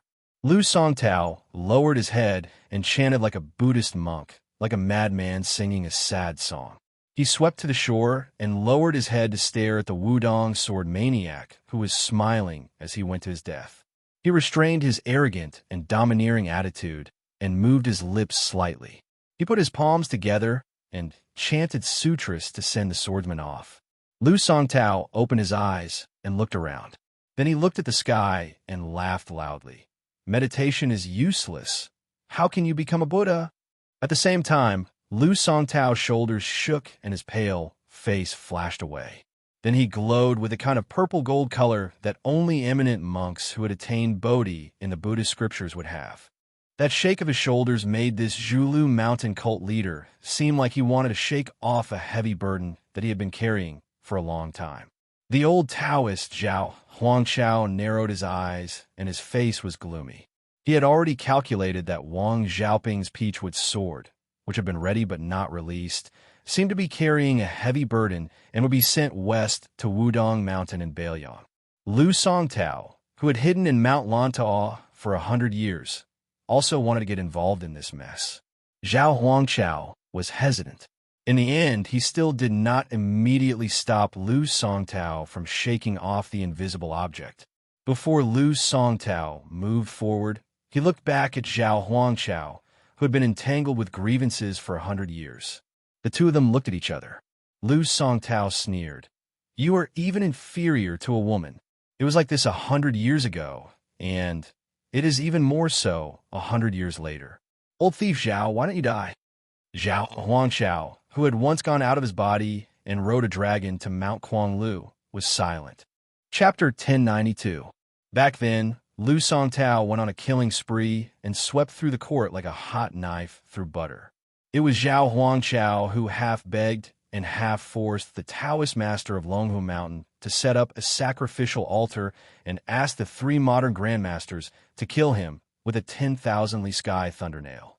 Although they didn't kill Lu Songtao, they succeeded in making this devil cult leader silent for 100 years. Lu Songtao no longer paid attention to this old ancestor that the current Zhao family son knew, but didn't dare to admit. He ran wildly to catch up with Wang Xianji, who was walking on the shore. He walked out of Mount Lantau and came to the Jianghu of the Central Plains. Li Dongxin of the two Zen temples blocked his way. White dress Luo Yang blocked his way. Zhao Ningxin, the reincarnation of the first grandmaster of Longhu Mountain, blocked his way, and countless top heroes of Jianghu blocked his way. This time, he was going to block someone else's way.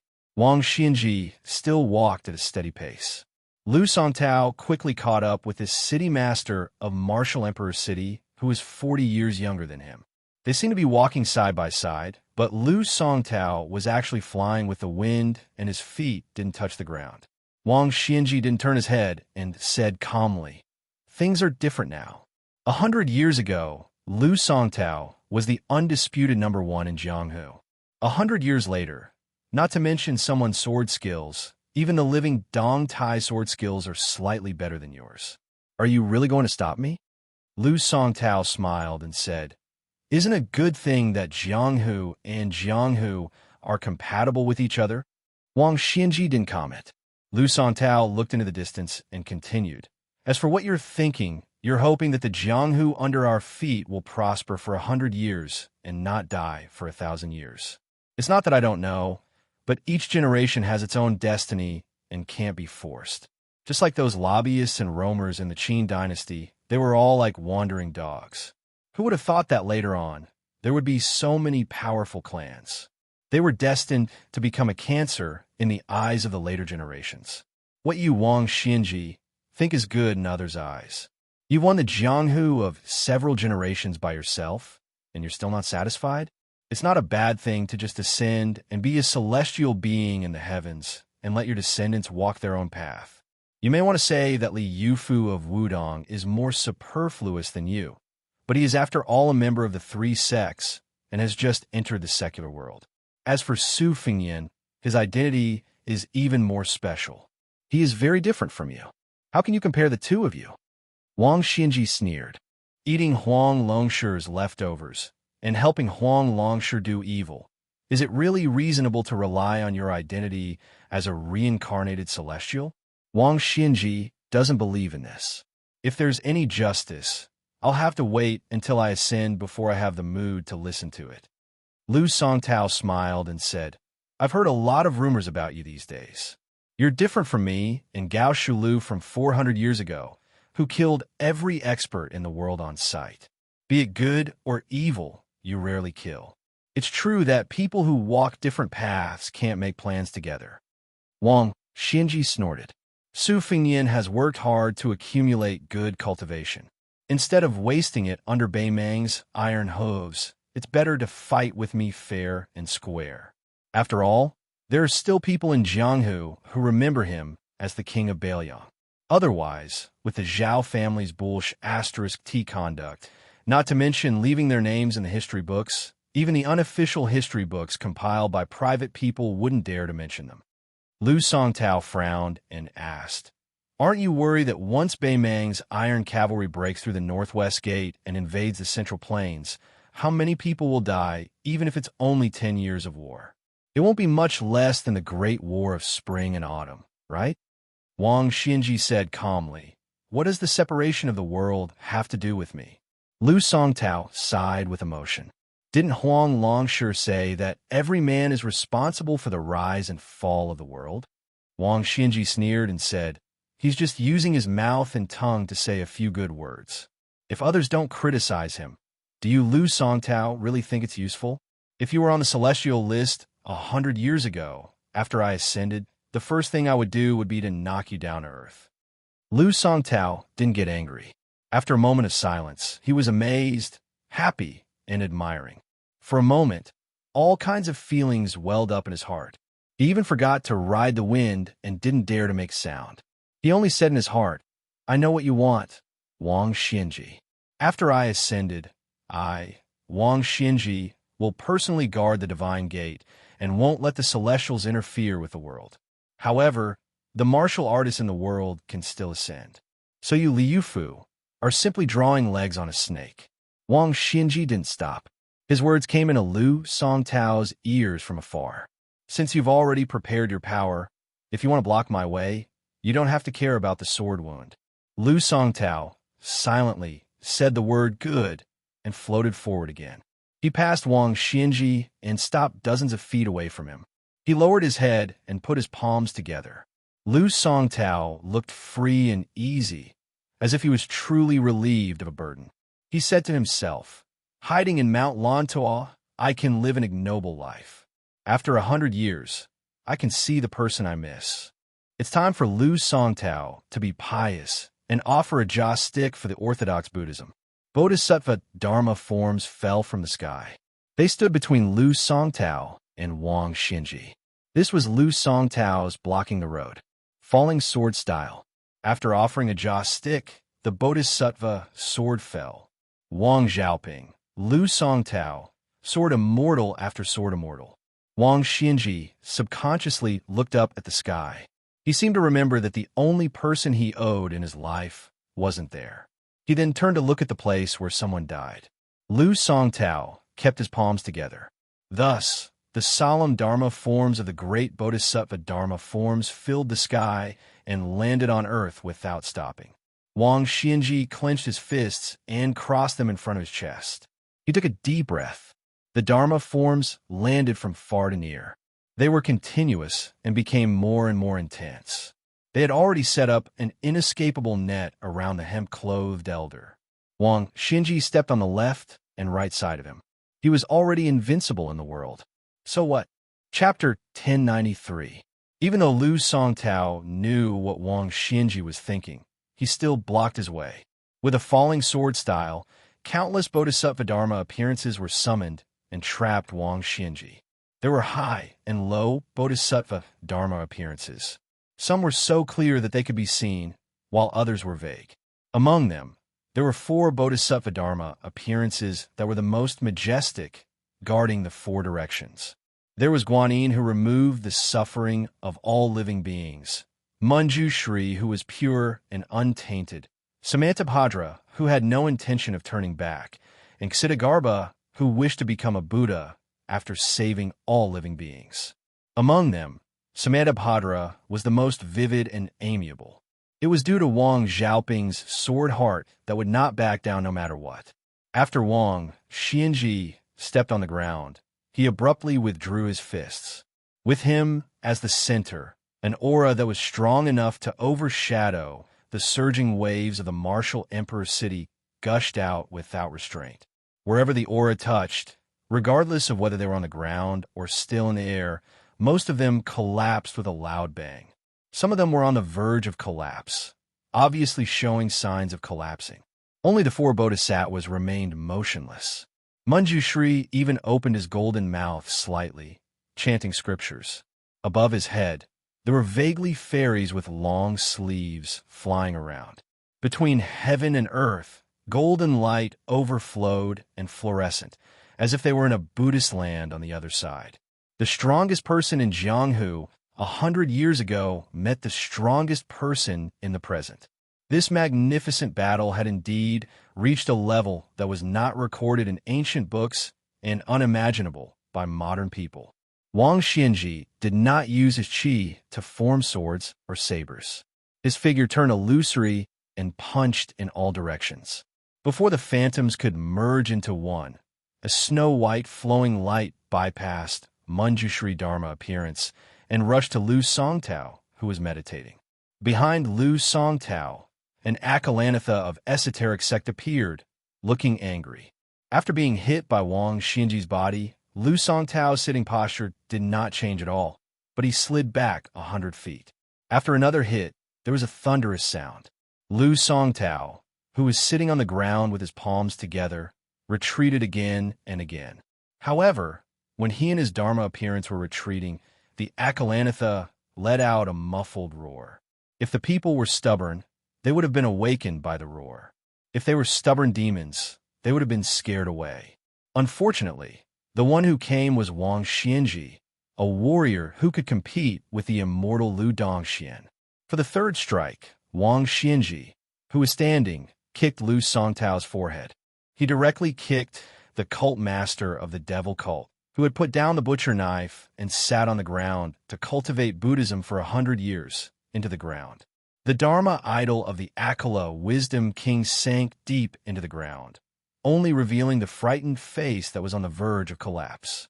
At the same time, the four bodhisattvas in the distance turned into fireflies and slowly rose into the sky.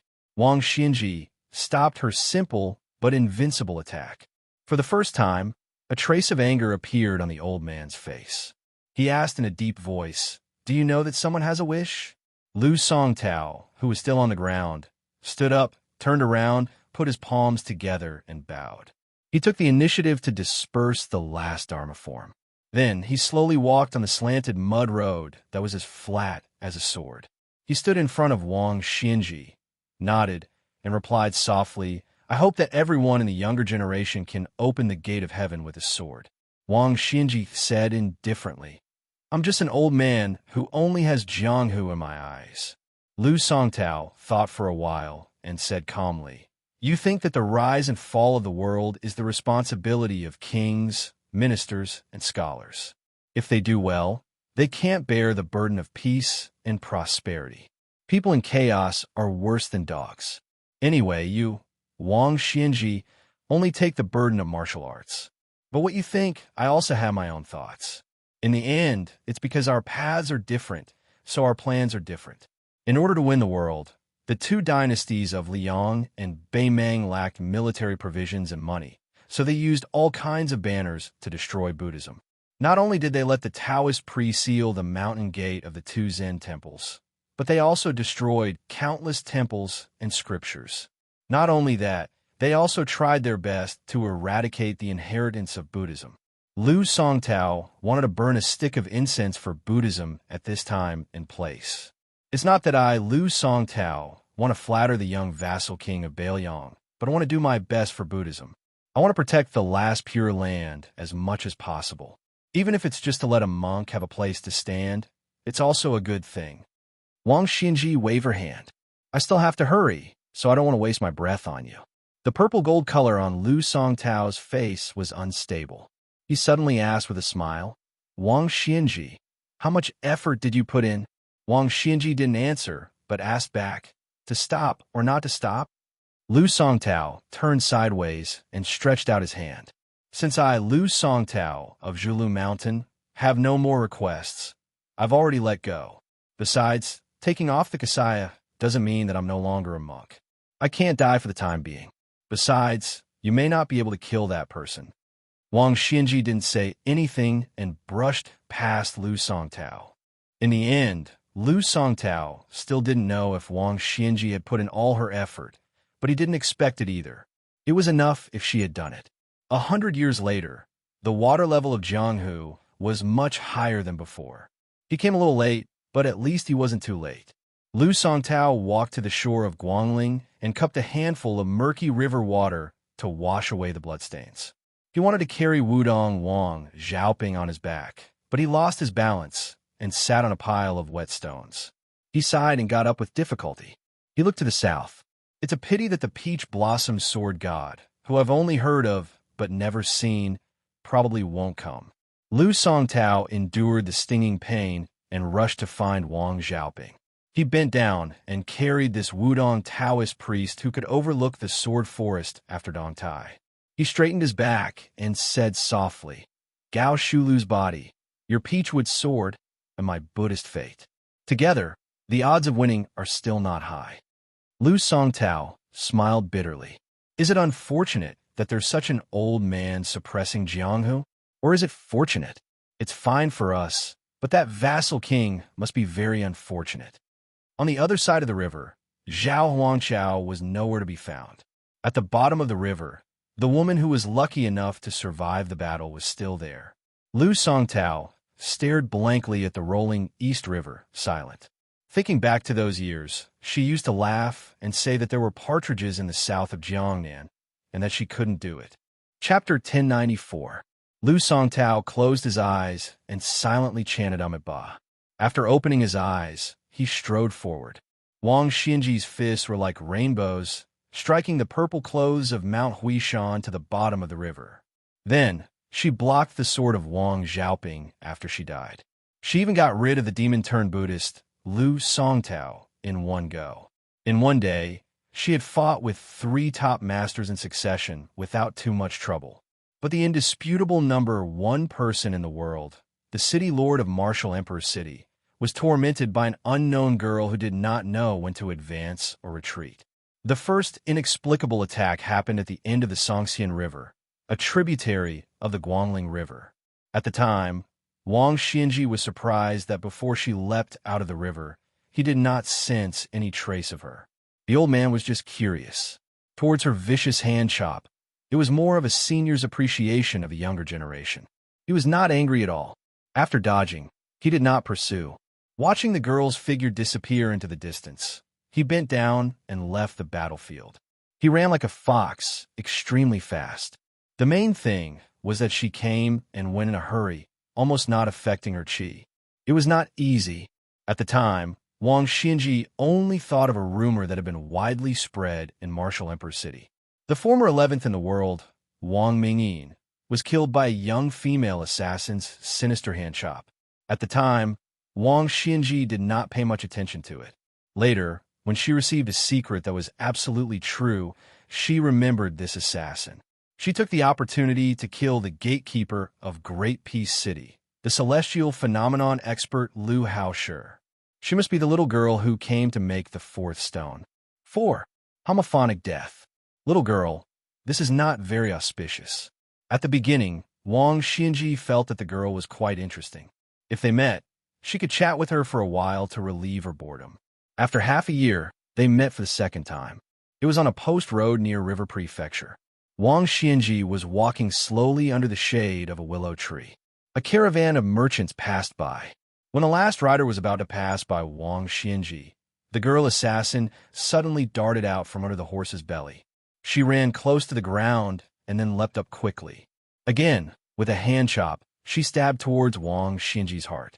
Wang Xinji grabbed her wrist and threw her out. Her delicate body smashed through a willow tree that was as thick as a blue and white flower bowl. Wang Xinji originally thought that the girl would know the severity of the matter after 3 times. Unexpectedly, in the middle of the night, a sneak attack followed. Wang Xianji closed his eyes and rested in the wilderness.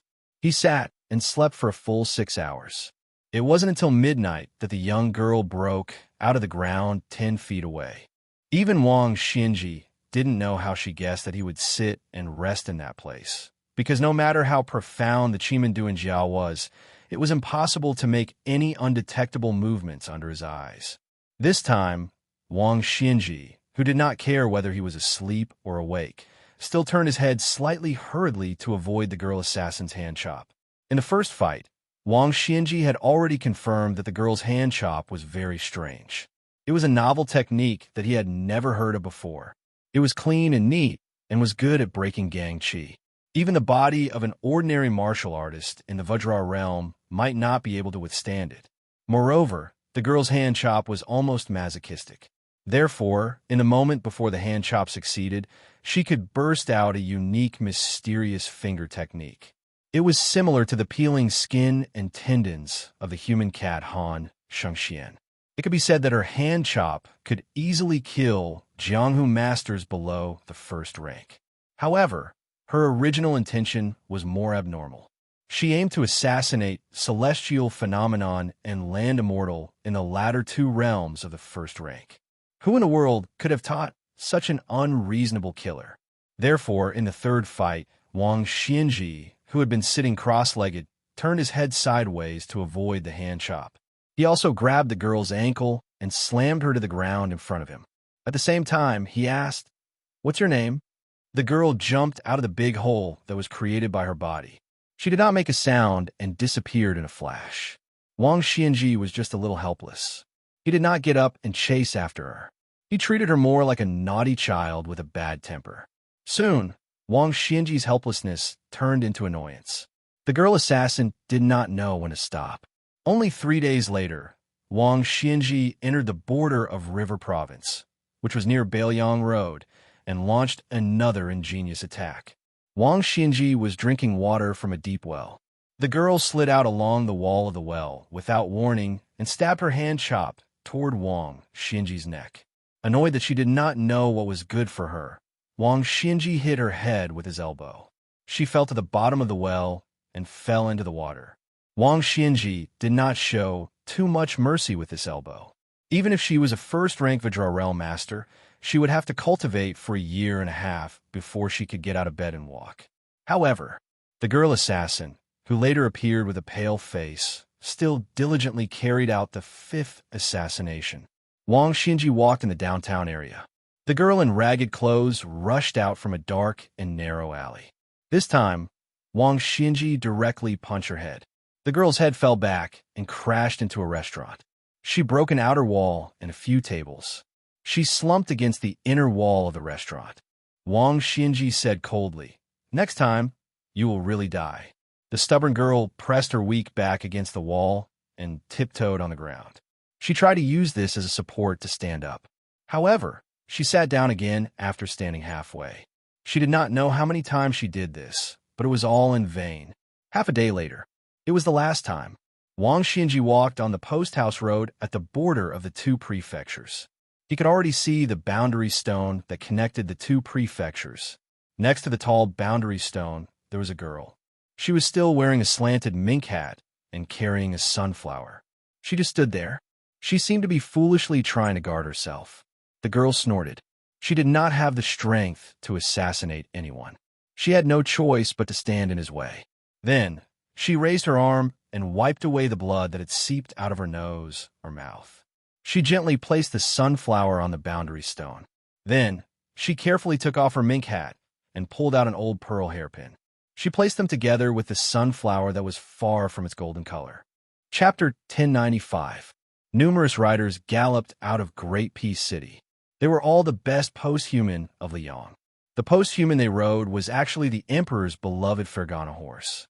The post-human riders galloped wildly on the imperial street. Everywhere they passed, no one dared to stop them. The leader of the courier riders carried an urgent imperial edict that was 800 li away. The imperial edict did not follow the rules of etiquette. Other than being stamped with the national seal of Emperor Liang, there were only 4 words on the golden silk: fight or retreat. When the courier riders galloped out of the city, there just happened to be a person slowly walking through the southern city gate. The Fergana horse actually passed right through this person's body. There was no scene of the person being thrown off his horse, nor was there a scene of flesh and blood. The rider continued south to deliver the urgent secret edict. The visitor from Great Peace City still entered the city unscathed. There weren't even any soldiers patrolling the city to capture this person. All of the soldiers and commoners near the southern gate ignored him.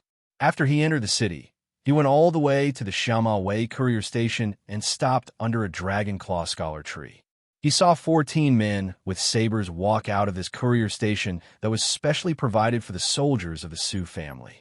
They all mounted their horses and headed towards the imperial city. The young man under the dragon claw scholar tree followed behind like an immortal riding the wind. From beginning to end, no one looked at him. However, he recognized them, or rather, he could guess their identities. The leader of the group was an old man called Feng Ling. He came from the grasslands of Liaodong and was a fierce general under Su Zhao's command. He was 60 years old and had become a third-rank high official in the capital 2 years ago through his own military achievements. It had to be known that at the beginning of summer last year, Su Zhao had only been a second-rank high official. The last rider was Zhu Changfu, who came from the horse bandits of Liaoxi and was the founder of the fish drum camp. He had not recovered from his heavy injuries and was temporarily in the capital. He was unable to follow the cavalry of the Su family down south. Next was the surrendered General Zhang Dujian. In the end, he retired from the position of commander of the Lotus Seed Camp. Qin Yun was an old soldier and had only been a high official, like a sergeant, in his entire life. Zhao Fengyang, a native of Jizhou, was the most senior scout in the Su family's army. Ever since he was shot in the back by a poisonous arrow, he would fall ill every time it rained. The pain seeped into his bones, so he had no choice but to retire from the army. Song Kaiwan, nicknamed Shaking Head Scholar, had studied for a few days and liked to shake his head when talking with people.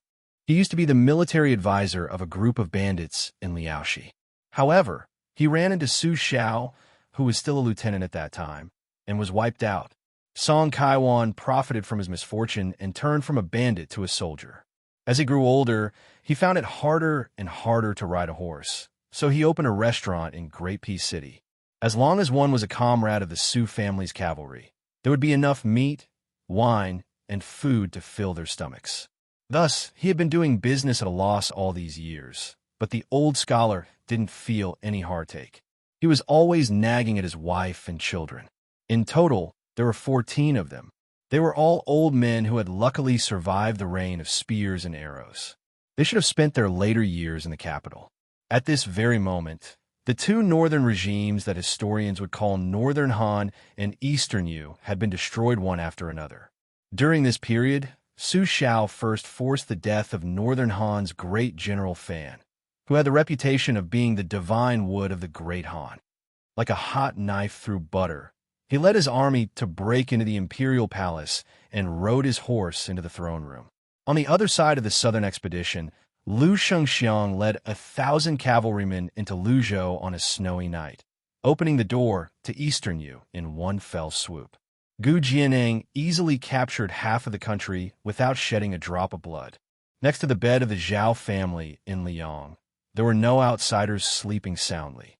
Afterwards, the Zhao family's sons stood on the side of Su and Gu, two young and strong military officers who had rendered meritorious service. Against the objections of the masses, he insisted on a decisive battle that would decide the fate of the world with the Chu, whose soldiers in majestic armor were not inferior to Liang's. However, after the Battle of Jinghe, the battle to the death at the imperial concubine's grave, and several major battles in succession, Liang's troops, who had always held the absolute advantage in the previous battles, began to suffer setbacks one after another. Until the two armies confronted each other at the Western Wall, neither side dared to claim that victory was in their grasp. Moreover, the Chu had the war saint Yi Baikui, who was known to be victorious in 100 battles, personally holding the line. The people in the Liang imperial court began to waver. Following Su Zhao's holding back for a long time, the rumors and slanders in the capital covered the sky and covered the earth.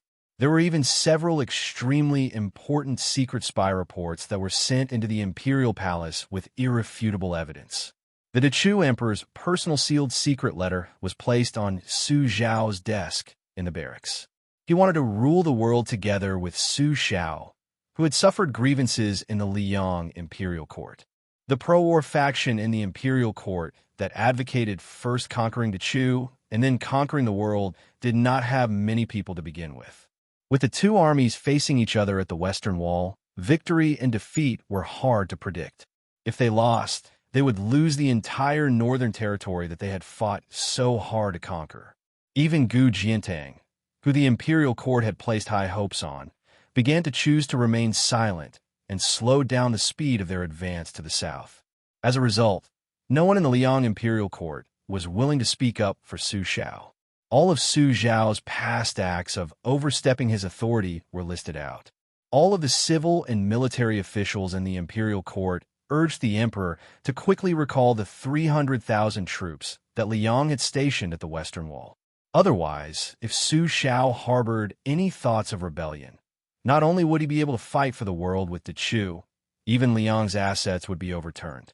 The old man, Feng Ling, sat high on his horse. The imperial city gates in his field of vision grew taller and taller. His horsemanship was skillful. Although he had been living in Great Peace City for the past few years, he had never fallen behind. The old man tilted his head and fiercely spat at the imperial street. He stretched out his thumb and habitually wiped the corner of his mouth. He muttered, "You bastards are all acting like you're dying in front of the emperor. If you're not wearing mourning clothes, you're making people carry your coffins. There's even someone who pretended to ram his head into a beam in the throne room. In the end, your mother, not a single one of you died. I'll let you cowards know how the Su family's cavalry lives and how they die." The 14 riders arrived outside the imperial city gates. Feng Ling stopped his horse in the middle, and the other 13 riders lined up in a line. Then, the 14 of them dismounted at the same time. They let go of the reins at the same time and touched the necks of their horses. Zhang Dujin grinned and turned to look at Song Kaiwan. "Shaking head, scholar. We're all rough men and can't speak. You're the only one who's educated. Why don't you do it?" Song Kaiwan rolled his eyes and said, "Change to someone with a louder voice." Qin Yun, who single-handedly established the first ascension camp, said softly, "Fuck his mother. I really want to have a chance to climb up the city gates with my brothers and plant our Su family's flag." Zhao Fengyang laughed and scolded, "Son of a bitch, if you do that, won't that confirm the rumors of us rebelling? Shut your crooked mouth." Feng Ling touched the hilt of the saber at his waist and said softly, "It doesn't matter how loud or loud we are. Even if those officials hear us, they'll just pretend they didn't hear us." Even if Song Kaiwan agreed with others, he would subconsciously shake his head and say with a smile, "I, old Song, only know how to come up with bad ideas. I've never been to the battlefield, let alone charge and break through the enemy lines. Why don't I, old Song, go first today?" Jiang Sheng, who had always looked down on Song Kaiwan, gave him a thumbs up and said with a smile, "Scholar Song, you've been cowardly and afraid of death all your life, but this time you're a real man.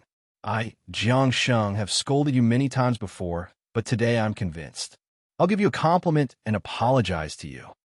Zhu Zhangfu laughed softly and said, "It's too late. Once we're underground, Old Song won't have any restaurants for us to drink." The old scholar exhaled heavily and looked at his old brothers on both sides. He said in a deep voice, "Song Kaiwan will go first." At the same time, Feng Ling angrily shouted, "Draw your sabers." 14 Su family sabers, 14 lives, generously going to their deaths. The young man was like a lonely ghost that was neither in the world of the living nor the world of the dead. He could only stand quietly behind the 14 people and watch as they slit their own throats at the same time and fell backward almost at the same time. He walked to Feng Ling's side, squatted down, and slowly stretched out his hand, as if he wanted to help the old man close his eyes. Dantong Pass. Inside the pass, there were restrictions and countless sentries. Outside the pass, there were nearly 1,000 elite cavalrymen patrolling the area all day long. Chapter 1096. They appear to be a large group of nobles protecting the pass, but everyone inside and outside the pass knew. Even the young children and youths knew that they were pitiful hostages who could not be sure of their fate. Their life and death depended on whether their parents had won the trust of the old man sitting on the dragon throne of Great Peace City. Dan Tong Pass, which would not appear in history books in the future, imprisoned many of the royal relatives and nobles who would affect the structure of the dynasty in the future. There was the king of Bailiang's concubine Wuxia and the second king of Bailiang Su Fengyin, the only son of the Duke of Huainan Zhao Ying, the future crown prince Zhao Zhu, the eldest son and daughter of the general Gu Jiantang, and so on. They had one thing in common, and that was that their relatives outside the pass were all staunch supporters of war. They could decide the situation of a time, a place, and even a dynasty or a country. But the most important of these people was undoubtedly the female sword immortal, the current sword crown of the Wu family, Wuxia. If it weren't for her existence, Dan Tong Pass wouldn't have needed to muster so many troops to guard it. This night, a little beggar ran through the dark alleys with familiarity. He kept close to the shadows of the walls. When he reached the outer wall of a courtyard, he gently pried open a pile of loose bricks and revealed a hole the size of a dog hole. The little beggar sneaked in and picked up 3 small stones. He bent over and snuck under a window. He threw 2 stones on the window paper. When he threw the 3rd stone, he heard a muffled sound of pain. Then a figure jumped out of the window. The little beggar said helplessly, "Little Nian, didn't we agree to open the window after 3 stones?" The companion who was hit by the stone was a child even younger than the little beggar. He had delicate features and a rare northern and southern face. He glared at the little beggar and said in a low voice, "You're so stubborn. You want to learn swordsmanship from my mother?" The little beggar smiled and then grabbed his companion's sleeve. He said anxiously, "My teacher is taking me away from here tonight. Are you coming or not? If you are, let's run together." The scholarly child shook his head and said, "My mother said, it's not that we can't leave, it's that we can't leave." The little beggar felt a headache coming on. "Why are you still speaking in riddles at this time? You're so well-read. Are you going to leave or not? I begged teacher for half the night to get this chance. If we miss this chance, we may never see each other again." At this point, the little beggar's eyes turned red. The other child grinned. "I'm really not leaving. The books say that all good things must come to an end. But don't worry, the books also say that it's a small world." The little beggar scratched his head anxiously. Apparently, he was completely confused by this young man. Little Nian chuckled. "You have a teacher? Is he an old beggar?" The little beggar quickly shook his head and said, "Of course not. He was a very, very learned scholar." Little Nian smirked. "How big is very big? Are they as big as Sister Swallow's breasts on the street next door?" The little beggar said helplessly, "Little Nian, are you really not leaving? I really don't care about you anymore. If I don't go back, teacher will be worried to death." The child nodded and asked the little beggar to wait for a while. He jumped back into the house through the window and quickly jumped back out. He was very familiar with it and stuffed a bag into the little beggar's hands. He touched the little beggar's head and said like an old man, "Originally, we said that we would fight together in the future. You are strong, so you will fight in the front. I am more literate, so I will give you advice and advice. Now it seems that we can't. Take this bag of money. When you go out, a hero can't die without a single coin. Hey, aren't you always hungry for chicken legs? Remember to buy 2 when you reach a safe place. Even if I eat them, I will eat them." The little beggar carefully put away the bag and raised his arm to wipe his eyes. Just as he was about to say the secret that his father told him not to tell anyone in the pass, little Nian had already pushed him. "Hurry up and leave. What are you waiting for? After you leave, I will call Mother to practice swordsmanship in the courtyard. She might be able to help you a little." The little beggar choked and sobbed. "Little Nian, you must not die. In the future, I will definitely find you. In this life, I will only recognize you as my brother." The child was a few years younger than the little beggar, but he seemed to be far more mature than the little beggar. Instead, he comforted him. "How old are you? You will be with me for the rest of your life. Go."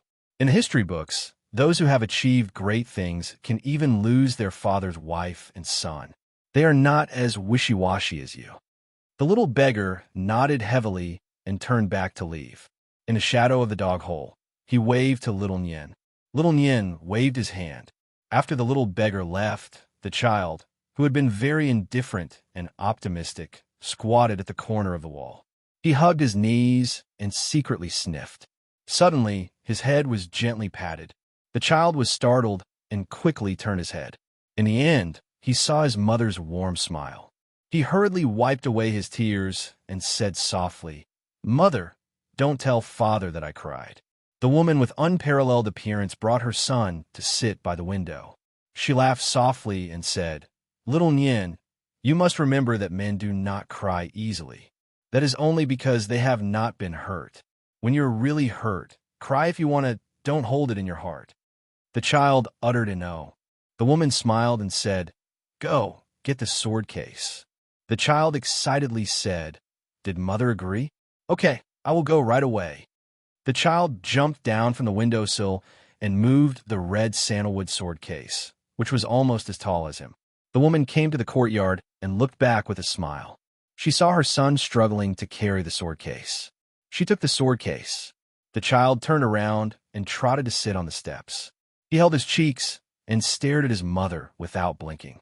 Father said with his own mouth that mother could beat 100 of him. The woman raised the red sandalwood sword case and pressed one hand on the top of the case.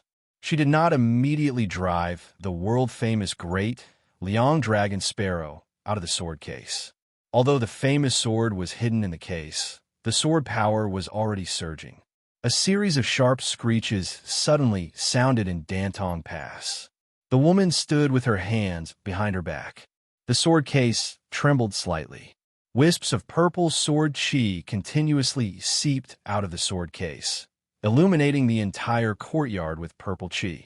The great Liang dragon sparrow, which made everyone in Dantong Pass feel as if they were facing a great enemy, unexpectedly did not come out of the case for a full quarter of an hour. However, all the armored soldiers and Jianghu experts in Dantong Pass had long been in a panic. Everyone was on edge. Fortunately, for some reason, the woman's sword immortal changed her original intention of using the sword to break through the pass. This made Dantong Pass feel relieved. To be honest, they were 30% vigilant, 30% fearful, and 40% respectful of this woman who came out of Wu family sword tomb. They really did not want to face her head-on. In the courtyard, the mother and son looked at each other and smiled knowingly. The child carried the sword case back and put it away. Then he went out of the house and sat with his mother on the steps, looking at the sky full of stars. Meanwhile, a young man who seemed close by but was actually far away was sitting not far away, accompanying them. The child put his head on his mother's knee and asked curiously, "Mother, eldest sister said that after people die, they will become stars in the sky." Second sister said no. "Then will they?" The woman touched the child's head and smiled. "I don't know." The child sighed. "If only I could grow up faster." The woman shook her head and smiled. "It's better if you don't grow up." The child stood up and put his hand higher than his head. He smiled. "Mother, believe it or not, when I wake up tomorrow, I will be this tall." The woman smiled and did not speak. The child raised his hand and jumped a few times. "I will be this tall the day after tomorrow." The woman stood up and stood in front of the child. She raised her hand, which was higher than her own. Then she lowered her head and said softly, "Little Nian, grow up slowly. Don't worry. Sooner or later, you will be this tall." Then she raised her head, looked at that height, and smiled. Behind little Nian, it happened to be the height that the woman gestured. Su Fingyan, who was in an out-of-body state, looked at her with tears streaming down his face. He softly called, "Mother." Chapter 1097. The two armies faced off against each other at the Western Wall. They had just survived the damned rainy season. The muddy ground gradually hardened. An imperial edict from Tian City was somehow made public and spread widely. It was like a thunderclap that suddenly exploded on the ground, shaking people's hearts. Su Xiao from Liang had used most of the Su family's elite cavalry to win the Battle of Jinghe. He had used up all of Chu's so-called invincible great halberd warriors. His morale was at its peak. He only needed a suitable time to make the final decision at the Western Wall. Then, the imperial edict came out. All his efforts were in vain. The encirclement around Chu had not been completely completed. Now it was even looser. The balance of power that had been exchanged with the lives of hundreds of thousands of Su family soldiers instantly became a precarious situation. The northeast defense line was still fine. After all, Gu Jiantang had already destroyed Dongwei without any effort. Most of the Gu elites were still there. Even if they did not go south to support Su Zhao's army as promised, there was still a blade hanging over Chu's head.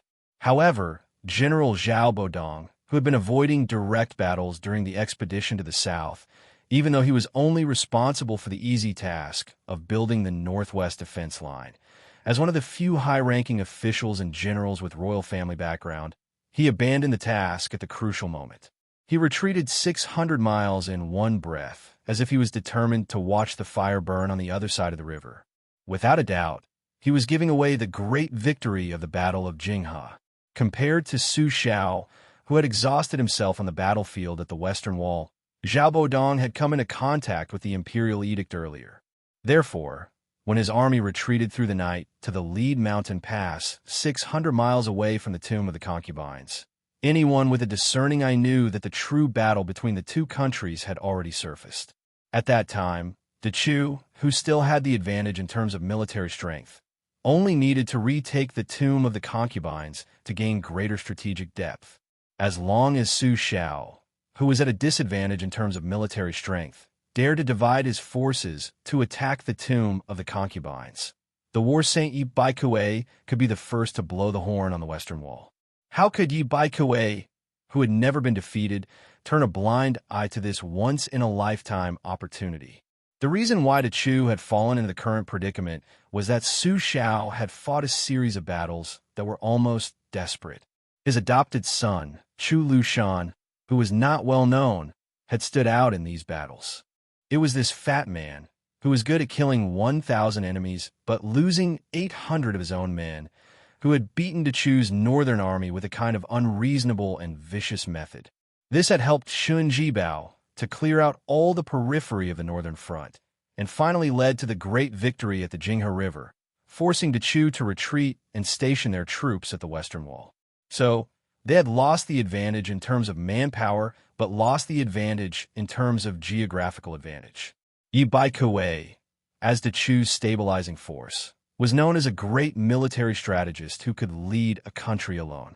At this time, he made a decision that would be debated endlessly in the history of future generations.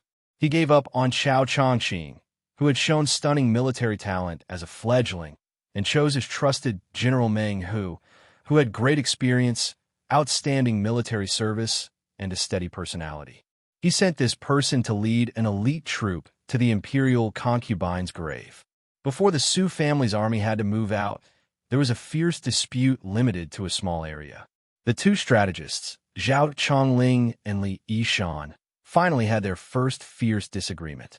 Zhao Chongling decided that since they had lost their momentum and the Zhao Emperor had decreed to retreat without fighting, then the 300,000 troops led by the general would retreat to Liyang. They could openly retreat to the imperial concubine's grave, or even to Zhao Bodong's camp, and eat this troop. Then they would have Gu Jiantang listen to orders and resolve the problem of Gu. Then they would fight to the death with Chu and Yi Baikue. Li Yishan, on the other hand, believed that this retreat would allow Great Chu, who was barely breathing, to breathe a sigh of relief.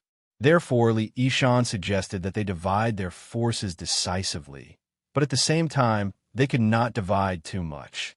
20,000 was the limit. Zhao Chongling, who had always been gentle and refined, was furious. He scolded Li Yishan for being a child's play. Yi Baikue had clearly learned of the imperial edict and Zhao Bodong's retreat earlier than the general. Chu had split 40 to 50,000 people from the already crowded West Wall. It would not hurt them, but the general's 20,000 people would hurt the general's chances of victory in the battle between the two armies. It was also a muddle-headed move that was like throwing a cup of water on a burning cart of firewood. It was the same as going to the imperial concubine's grave to die for nothing. In the heavy atmosphere of the tent, there was a map of Dechu's situation hanging. The red and black lines that symbolized offense and defense were circled with cinnabar and charcoal. The arrows on the table, used to accurately time the marching arrows, were slowly dripping. Inside the tent, there was Su Xiao, who was in his 30s and could decide the fate of the world. Zhao Chongling and Li Yishan, who had been strategizing in the tent. The three adopted sons who had been urgently summoned into the tent, Qin Zhibao, Yuan Zuozong, and Chu Lushan, as well as a group of meritorious commanders of the infantry and cavalry. There was Wu Qi, a swordsman who had come with his sister from the Wu family sword tomb. He could be considered half of Qin Zhibao's military master. There was also Su Pu, whose reputation in the cavalry army did not lose to the general's brother-in-law Wu Qi. He was a rare, scholarly general in the Su family army. There was also General Zhonghong Wu, Yan Wenluan, who had been nicknamed Camp Step by Step, as well as Lu Yuanji, Wei Taizhan, and other generals. It could be said that if the dozen people in the tent were successfully assassinated, only half of them would die, and the world would be to choose. Su Fingyin turned around and looked at these familiar and unfamiliar faces. They were the ones who had fought for Su Xiao. They did not see a young person standing under the map, his finger gently moving along the red and black marching routes. At the top of Wudong's Lotus Peak, the three people entered the spring and autumn to see the spring and autumn. This person had appeared in the tragic battle of Jing River and then followed them to the Western Wall. But in his eyes, the people and objects in the spring and autumn were only divided into black and white. His joy, anger, sorrow, and joy would not affect the people in the spring and autumn. At this time, Zhonghong Wu had not yet taken control of the northern Liang cavalry. Before him, there were still Wu Qi and Su Pu, two great mountains. Yan Wenluan was already blind in one eye, but he was the most new face in the tent. Compared to the future Lu Qiu Chu Lushan seemed to be a few dozen caddies thinner. He was full of viciousness and did not have a flattering smile like a decade later. The famous white bear Yuan Zuozong probably did not care to take care of his beard. His beard was thick, and he seemed even more heroic. The old General Hong Zhe had not died of illness outside Xiangfan City, and the great General Su Henku had not died in western Shu. Su Fingyin looked at Zhao Chongling, who was standing next to Su Xiao. He looked at the side profile of the strategist from the Chu's Guangling Green Pavilion Zhao family. He was elegant and determined. Zhao Chongling was the kind of scholar that rulers and officials would admire at first sight. When attacking Chu, where the country was, Zhao Chongling did not show any mercy. On the contrary, the chief of the Su family's cavalry, Chu, mostly came from his plans. Zhao Chongling was the main, and Li Yishan was the support. The two strategists complemented each other. Su Fingyin moved his gaze slightly. The humble strategist who had been willing to let Zhao Chongling cover his edge had a calm expression under Zhao Chongling's aggressive questioning. At this time, his master's expression was still very good. Chapter 1098. Li Yishan, who rarely argued with people, did not refute Zhao Chongling. He walked under the map and pointed at the concubine's grave. He looked at the people in the tent and said, "Yi Baikuei has already sent troops here. It is clear that if we were in his position, I would send 2 groups of soldiers, 1 light cavalry to deal with our reinforcements, and 1 slow heavy cavalry as a backup. There are countless silvers in the West Chu treasury. This is something everyone knows. Otherwise, our great general wouldn't say that after winning a battle, he would go to a mountain of gold and silver to have a good sleep." When Li Yishan said this, even Zhao Chongling's expression softened. Su Xiao grinned in embarrassment. The other generals smiled knowingly. Li Yishan continued, "Great Chu has 2 gold nuggets. Those hundreds of thousands of great halberd warriors have been proven by us to be outdated and of little value. However, whether or not the 60,000 heavy cavalry under Yi Baikuei's command are a burden remains to be discussed. Raising heavy cavalry burned money. One normal cavalry was the price of fattening 3 or 4 elite light cavalry. The pros and cons were clear. The cons were that heavy cavalry were hard to move before the battle started. Putting on the armor was slow, and getting on the horse was slow. It could be said that other than getting on the horse to charge after everything was ready, everything else was slow. Also, turning was even slower. After successfully charging through the enemy formation, they could not stop. They had to circle around a large radius to cushion the blow before they could successfully turn and start a second charge. On a suitable battlefield, the heavy cavalry that many light cavalry generals ridiculed as one-shot deals are the kings of the battlefield. The concubine's grave, which is wide and easy to charge, is a suitable battlefield for to choose heavy cavalry to perform. Chongling said that if we divide our forces and go, as long as we do not have more than 50,000 people, we are going to die. Li Yishan's words were rushed. He clearly did not want to waste an inch of time, but he instinctively paused here and then said, "Of course, we are going to die." Li Yishan quickly flipped his palm and continued, "As long as we can take down the Chu, then we can take down Shu, Tang, and Nanzhao. That will be a small matter, as easy as turning over one's hand. We don't doubt it at all."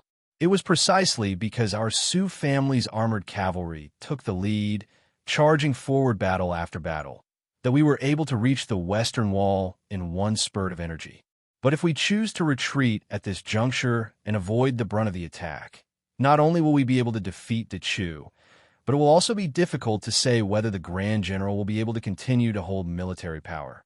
Many of us have died, and more people will die in the future. However, at this time, 20,000 less people will die in the Imperial Concubine's tomb. All of our Su family members who died before will have died in vain. Li Yishan did not look at Zhao Chongling.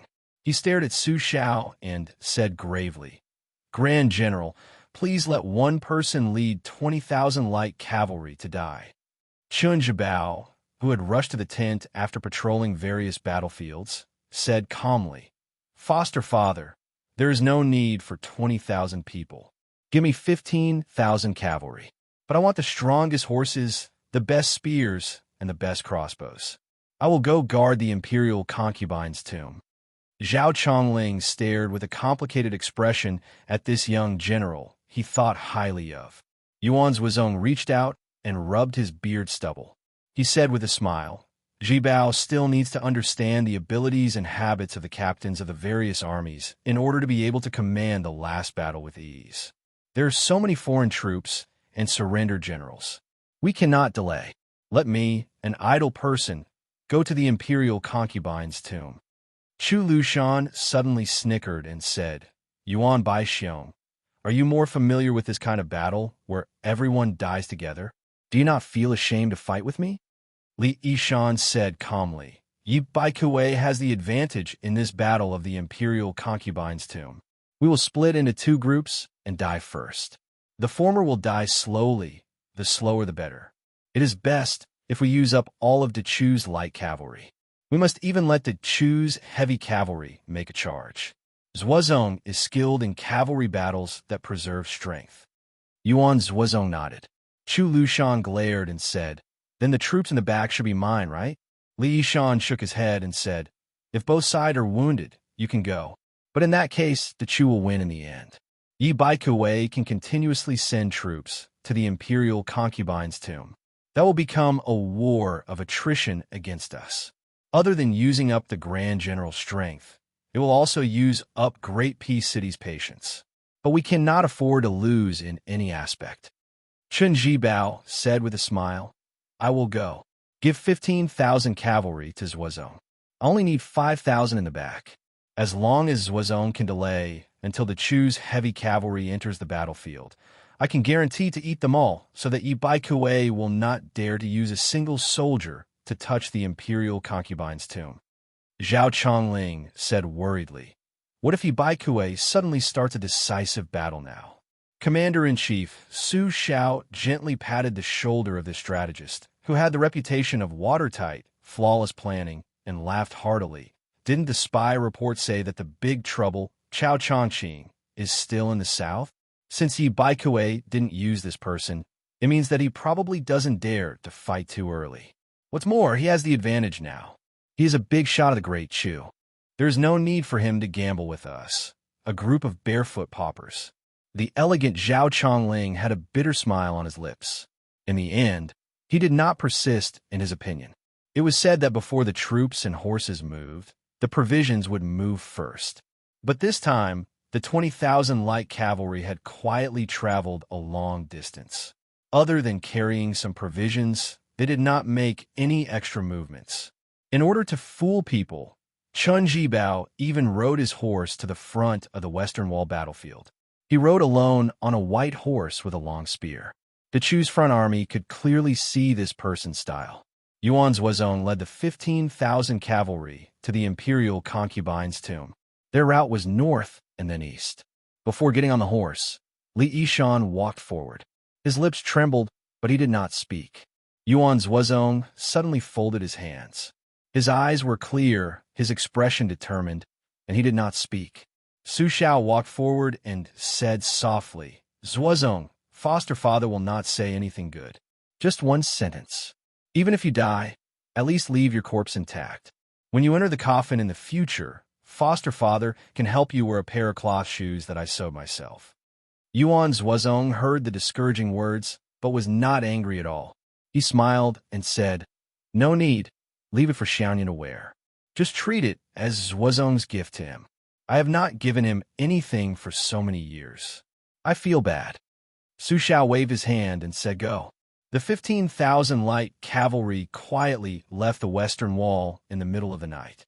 Su Xiao stood in place. On his left was Zhao Chongling, and behind him was Li Yishan. He seemed to be the right hand of General Su Xiao. Chu Lushan squatted in front of his foster father and sulked.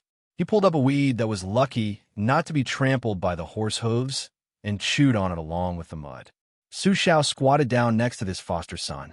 He patted Chu Lushan's head and said with a smile, "As long as we can eat the Chu this time, you will be the vanguard to open Chu. Foster father has already promised Zuozong. If he dies, you can count his share." The damned fatty, who was more hostile than anyone in the Su family army when it came to fighting for military merits, was not happy at all for the first time. His fat head and big ears drooped. The Su family cavalry had groups of old people and new people. But ever since they followed Su Xiao out of Liao and fought to the Western Wall, there was no separation of life, only separation of death. Su Fengyan squatted next to Su Xiao. He wanted to tell Chu Lushan and Su Xiao, who was not hunched yet, that Yuan Zuozong would not die, and they would not lose the battle of the Western Wall. But after that, when the title of king was split and the Beiliang fought Beimang, there were more separation of life and fewer deaths. Until he, Su Fengyan, carried the Su family flag and faced the million soldiers of Beimang again.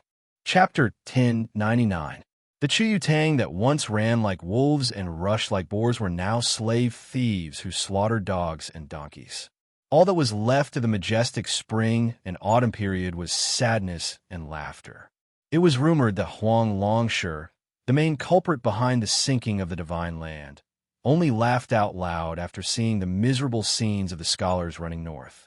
He made a few songs to gloat over their misfortune for the future generations to hum. He claimed that not only did the Wulin world have to thank him for reversing fate, the literary world had changed like this because the country was unlucky and the poets were lucky. When the spring and autumn period ended, the scholars ran north. There was only one record of Yong Hui crossing north in the official history of Liang. Zhao Mian praised him generously with beautiful words and praised him for being able to pass through Guangling. However, in the history books of Beimang, there were only 2 times. Other than the simple Yong Hui crossing north, there were more records of the second crossing north before Su Xiao became the vassal of Beiliang. This time, the scholars and celebrities of the Central Plains who were completely disappointed with the Liang imperial court began to crazily rush into Beimang, which was now the territory of the Southern Dynasty. Most of the so-called powerful families that occupied the high positions of the Southern Dynasty now fled north in panic like stray dogs.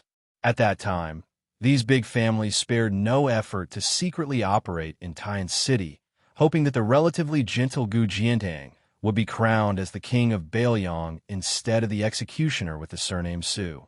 They believed that who would be crowned as the king of Bailiang would decide whether the national policy of Liang would be strict or lenient. However, the result was disappointing. The layman wanted to be the king of Bailiang instead of an ordinary border official and personally guard the northwest gate of the empire. In this way, they hoped that before the gate was completely closed, they would be able to leave some incense for their descendants in the upcoming revenge by the Liang imperial court. Even if they had to bear the infamy of relying on the northern barbarians to prolong their feeble existence, they didn't care. For them, who were easily the three dukes of 4 generations, changing the surname of a country was never a disaster. Therefore, the destruction of the country was a small matter, but the destruction of the family was a big matter. The noble families lost their old roots one after another. Not to mention anything else, just the ancestral maps of their family tree that had been treasured for hundreds of years were scattered all over the ground during their escape to the north. In the spring rain, a young man squatted by the roadside. He could neither pick up nor flip open those precious diagrams, so he could only look at the page of genealogy that was spread open. The person who wrote the genealogy was obviously a calligraphy master. The handwriting was elegant and did not lose its strength. The words written on the genealogy archive were like pearls. With just a few strokes, he could write down the full picture of the achievements of a certain family ancestor. Then a tired mule carrying 4 gold-lacquered chests trampled over it and crushed the entire manuscript. It sank deep into the mud, and the words blurred. The young man stood up. In his eyes, there was an endless stream of people, clan after clan, surname after surname, rushing together from the south to the north. He gently retracted his gaze and saw one of the chests carried by the mule fall to the ground with a loud crash after the rope broke, splashing a lot of mud. The mule driver completely ignored it and only whipped the mule. It was not because he felt sorry for the only ancient book in the chest that had been bought with a lot of money by generations of people, but because the mule's hooves were too slow. After the panicked caravan of horses and mules, the caravan behind them was much more orderly. There were no lowly animals like mules and donkeys. They were all tall horses that were very flashy, but not practical in their escape to the north. The caravan was also particularly long, with no less than 400 people. The people riding on the horses, whether old or young, were not as anxious as the caravan behind them. There were even many white-clothed children whose clothes were slightly wet from the spring rain behind the curtains of some of the carriages. They were both men and women. They did not need to hold books in their hands to recite poems and chapters silently. An old man who looked like a teacher in a clan school sat among the children. He closed his eyes and concentrated. Occasionally, he would speak with the students. Su Fingyan, who was dreaming of spring and autumn, did not follow the caravan forward. He stayed where he was until he heard the words, "The woman admires chastity, the man is talented, adhere to elegant exercises, good nobility," and finally, the tall crown accompanies the chariot, driving away the mules and vibrating the tassels. Only then did the sound of recitation gradually dissipate in his ears. The old teacher, who had been silent all this time, only recited once during this period and could not hide the tears in the old man's eyes. "Be righteous and retire. The bandits suffer losses." Su Fingyan thought to himself. They were not the stray dogs that were despised in the history books of later generations.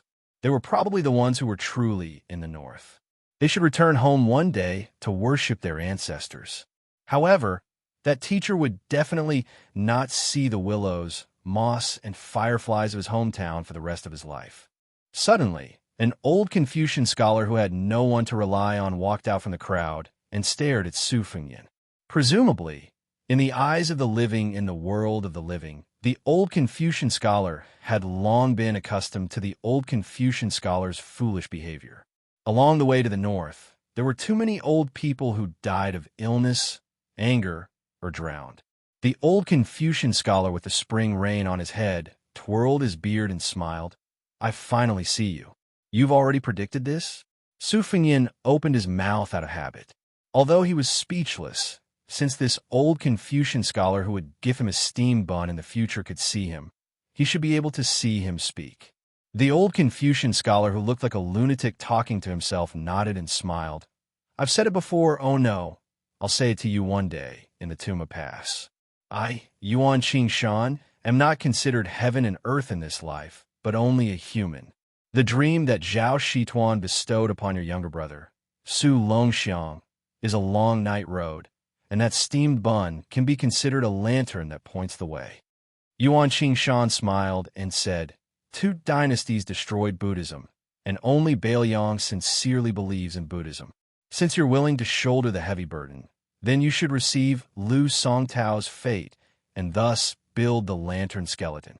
Therefore, that bowl of blood from the dragon tree monk should also light the wick in the cage. It's a pity that I haven't seen the other 2 of you with my own eyes. Su Fengyan asked, aren't you worried that Bei Meng will be destroyed by Liang? Yuan Xingshan shook his head and said indifferently, dynasties can rise and fall, but noble spirit must exist forever. Chapter 1100. Su Fengyan looked up at the gray sky and said softly, this me has already seen Qi Xuanjin slaying demons on the demon-slaying platform with his own eyes. Li Changgang entered Western Shu with his sword aura rolling along the dragon wall. The Sword Emperor of Western Shu guarded the gate for the emperor until the sword was destroyed and he died, trampled in a meat paste by horse hooves. Dong Tai rode a donkey into Jianghu. Wang Mingyang, the general of Xiangfan, committed suicide after the city was breached. He died holding an old jar with the bones of his wife and children in it. He once used this jar as a cooking utensil. I've seen many people, but I've never found what I should be looking for. Yuan Xingshan talked about the mysteries of heaven, but did not reveal them. 3 people at once dream of spring and autumn. Each of them has their own search. It's none other than the roots of Confucianism, Buddhism, and Taoism. The latter 2 are naturally close to you. Actually, you don't need to look for them. They've already found you. You only need the other 2 to come back to their senses. You don't have to worry too much. As for the noble spirit of Confucianism, if you deliberately look for it, you probably won't find it. Even if you look for Chao Dei, Chao Qingyi, Zhang Jiulu, Grand Secretary Zhang Baiyan, I fear that even if you search through the entire spring and autumn period, you will still find nothing. Su Fengyan sighed. Then how can I block the way? Yuan Xingshan closed his eyes and pinched his fingers. After opening his eyes, he said slowly, I'm not a real deity after all. I'm destined to not be able to predict what will happen after I ascend. However, at this time and place, no matter how hard I try to predict, you can't stop Wang Xianji. Su Fengyan did not show any anxiety. Yuan Xingshan stared at the image of this Su Fengyan and pinched his fingers quickly.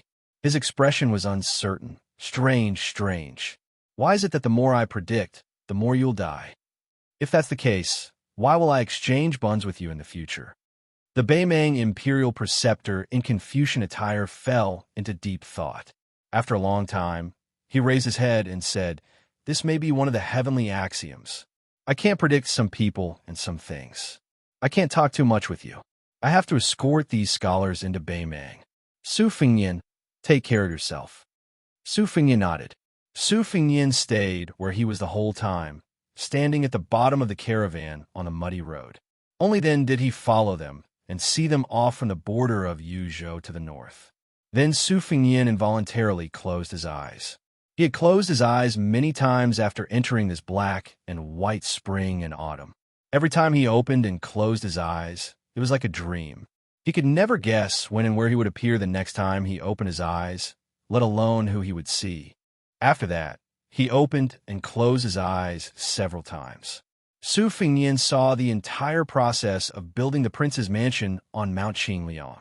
He also knew why the old man with the sheepskin fur coat was suppressed here by the pavilion. It turned out that this was the ruins of Fengdu, the hometown of one of the 4 great grandmasters, the Green Robe of Fengdu.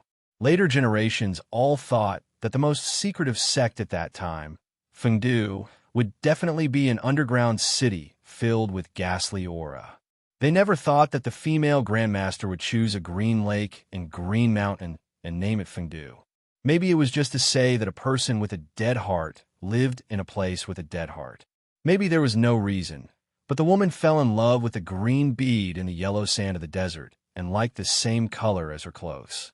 The one-armed, swordless old man occupied the mountain by himself and repelled the new prince of Bailiang, Su Zhao's hundreds of elite riders. Later on, Su Zhao carried wine up the mountain by himself several times. They were all good wine from the central plains that was hard to buy with money in the poor land of Bailiang. He would sit by the old man's side and talk about things that he usually couldn't say out loud. There were a few times when he was completely drunk and passed out beside the old man. He was still drunk and had to be supported down the mountain by Li Yishan. Finally, one day, the old man with the sheepskin fur coat took a new pot of wine from Su Zhao's hands. For the first time, he asked the Grand King of Bailiang about this wine. Su Zhao said bluntly that this nameless, inferior wine was far inferior to the good wine of the past, but it was cheap. Not only was it enjoyable to drink, it was also very intoxicating. That was enough. The old man took a sip and said that this wine was actually called Green Ant. In the past, people urged him to drink it, but he also disliked the inferior quality of this wine. Later on, his second sister wrote a poem, and the Green Ant wine became known outside of Bailiang for the first time. It was also popular in the court of Liang. This should be the origin of this wine. Later on, he closed his eyes and opened them again. During this time, he saw the two girls who came to Wutong'an on Mount Qingliang for the first time. One of them was still called Red Musk, while the other was still Bluebird. However, she had an additional surname, Wang Bluebird. However, at that time, the two girls' temperaments were completely different. Red Musk had a strong Beimang aura, and her eyes were as cold as knives. She was hostile to everyone she met, even the young master of Bailiang, His Royal Highness, Su Fengyan, was no exception. Bluebird was the complete opposite. Her father was the youngest of the four grandmasters, the immortal of Spear who died the latest. Wang Xiu had a daughter in his later years and doted on her very much. When she came to the mountain for the first time, she did not appear in the world as a maid, but as a guest.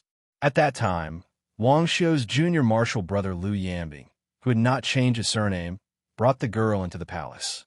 However, she did not meet the young Su Fengyan. Later on, Chen Zhibao committed treason and murdered his own master. Liu Yambing had once single-handedly challenged the king of Bailiang, who had 500 cavalry escorts. In the end, he was stopped by Jianzhou Huang after 8 strikes.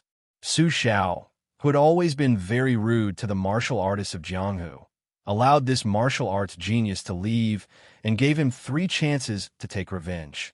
After using up all 3 chances, Liu Yambing did not manage to kill Su Xiao, nor did he manage to kill Chen Zhibao, who was at the peak of his power at the border. He had become friends with Jianzhou Huang, who had been a coachman for a few years. They met for a drink, and Liu Yambing found out that the old swordsman with missing front teeth, who was his natal yellow formation map, was actually the junior martial brother of the Sword Emperor of Shishu. At first, he had come to Bailiang to take revenge, but later on, after many killings, he no longer had that hatred. Liu Yambing casually said, "The emperor and his minister died at the gates of the country, while the swordsman died in Jianghu. The Sword Emperor of Shishu, both of them died for a reason." Old Huang smiled and replied, "That's true, but I can't say such things." Old Huang also said that he quite liked the young highness and would not dislike the smell of horse urine on him. When he looked at people, he was indeed looking at people. He was not like the many aristocrats and princes he had seen in Jianghu, who only looked at people who were well-matched in terms of social status and looked at others like dogs. Of course, the most important thing was that whenever this kid went to the stables to take a horse, he would secretly bring a pot of wine for the coachman. He was very happy to see him drink. Old Huang said that this kid always talked about how fun Jianghu was. The coachman said that if there was a chance in the future, he would definitely take him to the real Jianghu. This kid would definitely be disappointed. At this point, Old Huang, who was missing front teeth, could not stop smiling. He accidentally spilled a lot of yellow wine from his mouth. Not long after, Bluebird stopped using that surname. Liu Yambing also changed his surname to Su and became the old Prince Liang's personal guard. For some reason, this Su Fengnian knew that this was the last time he opened his eyes and wandered around the world. He stood near the straw mat that covered the corpse of a young girl and could only watch as she was mocked and beaten. Then he saw His Royal Highness, who was his younger self. Chapter 1101. Sitting in the carriage was the most expensive courtesan in the city at the time. Just meeting her would cost 500 taels of silver. Even if he was the son of the king of Bailiang, he would still have to pay just to hear some interesting Jianghu stories from her. Although Su Fengnian had a photographic memory, his memory of the scene in front of him was still very blurry. Thus, even when he received spiced beef from the little girl many times in the future, even when he was later pursued by a young female assassin, he did not recognize that she was the child he had casually given a pearl hairpin to back then. In troubled times, human life was as cheap as grass. Every year had its ups and downs. Who would pay attention to the careless act of kindness he had done in his youth? At the time, His Royal Highness was thinking more about how to guard against assassinations outside the manor, how to practice martial arts for revenge, and how to deal with his master, Li Yishan's heavy schoolwork. There were too many things he could not handle. If it was said that many children of noble families could still have some leisure time, even if they did not know the taste of worry, they could still create new words to express their worry. But his entire youth was always a hazy and gloomy impression. He held grudges and was ignorant. He would insensibly take out his anger on Su Xiao, who had the 2 titles of King of Bailiang and the Pillar of Bailiang, but he did not do anything and was unwilling to take revenge. Thus, at the time, Su Fengnian was very disgusted with his identity as the heir. Even Su Xiao, a vassal king with 300,000 cavalry, could not take revenge. Even if he inherited the title of King of Bailiang, what could he do? The youth wanted to practice martial arts, the blade, and become a top ace. Then he would go to Great Peace City to find the emperor sitting on the dragon throne. Su Fengnian came to the head of a new grave. After the Su family retainer who had secretly escorted the little girl left, he saw an unexpected but reasonable middle-aged man. Xianxia, the leader of the 3 great devils of spring and autumn, Huanglongshi. The man who had traveled around Bailiang to plant spies had been carefully observing the young His Highness during this period of time. He appeared beside the little girl who was kneeling in front of the grave and didn't get up. He crouched down and picked up a piece of yellow soil. Very quickly, he skillfully molded a small clay figurine. He handed it to the little girl and asked, "Does it look like him?" When the little girl heard the noise, she didn't take the clay figurine. Instead, she knelt and took a few steps back, her eyes cold. He pinched the clay figurine with 2 fingers, raised his arm, and continued to ask, "Do they look alike?" The little girl, whose shoes were torn and her clothes were torn and her hands and feet were full of frostbite, was stunned for a moment. She stared at the clay figurine with her eyes wide open. She snatched it and carefully held it in her arms. Finally, she burst into tears. The middle-aged man sat on the ground and smiled softly. "The clay figurine looks like your mother, but you look like my daughter. I'm very happy to meet you. This makes me happier than any book person I've found in this spring and autumn." The little girl only cared about her heart-wrenching sobs. He didn't care. His eyes were abnormally gentle, like a father who was on the verge of despair and found his long-lost daughter in a foreign land thousands of miles away. He continued, "My name is Huanglongshi. I monopolized the spring and autumn 3 grades here. From now on, you'll be called Jia. You were born in the spring and autumn 3 grades, so you'll have the same surname as the spring and autumn 13 grades. However, you share the same name with someone who lived a long time ago." The little girl stopped crying, but she still didn't dare to approach this strange man. However, she knew that he didn't have any bad intentions, because she didn't hate him from the bottom of her heart. Huanglongshi sat in the soil in front of the grave. "I'll teach you martial arts in the future. The young man you want to repay is also a book person. However, he will die before the age of 30. The official and unofficial history records many strange ways of dying. Anyway, they're all curses. The best and worst way is that he died under the iron hose of Beimeng and died without an intact corpse. I think that if he can die by your hands in the future, it'll be a very good way to repay you. Huang Longshi looked at her young face, which didn't understand much, but was full of sadness. His heart suddenly softened. He said softly, since the person who flipped through the book inexplicably came into the book and wasn't crushed to death by the pages, then things in the future might be different. Huang Longshi stood up and smiled as he extended his hand to her. The little girl stood up with him, holding her hand. Then, she looked at the field of golden sunflowers in the distance, lost in thought. Huang Longshi turned his head and looked at the small grave made of new soil. He sighed. He didn't need to think to know that the grave would be dug up again and again by greedy people who didn't respect ghosts and gods just to take away the beaded golden hairpin. However, he didn't tell her this. The little girl suddenly ran to the field of golden sunflowers. She broke off 2 stalks and placed one in front of the grave. Then she thought for a moment and put down the other stalk that she planned to carry on her shoulder and put it beside her feet. She knelt on the ground, facing the distance, and kowtowed 3 times. Su Fengnian, who happened to be standing where the little girl was kowtowing, gently turned his body. The 1,000-character classic of the 300,000 elementary studies opened with the grand 8 characters, heaven and earth black and yellow, universe primitive and desolate. The universe was then analyzed into the 8 characters up and down for directions since ancient times. The Taoist master Zhao Shituan's dream of the spring and autumn annals originated from an ancient person who had achieved the Tao in ancient times. This was the essence of the later generations' astral travel. At this moment, this Su Fengnian raised his head and looked into the distance with Huang Longshi, who was now only 40 years old.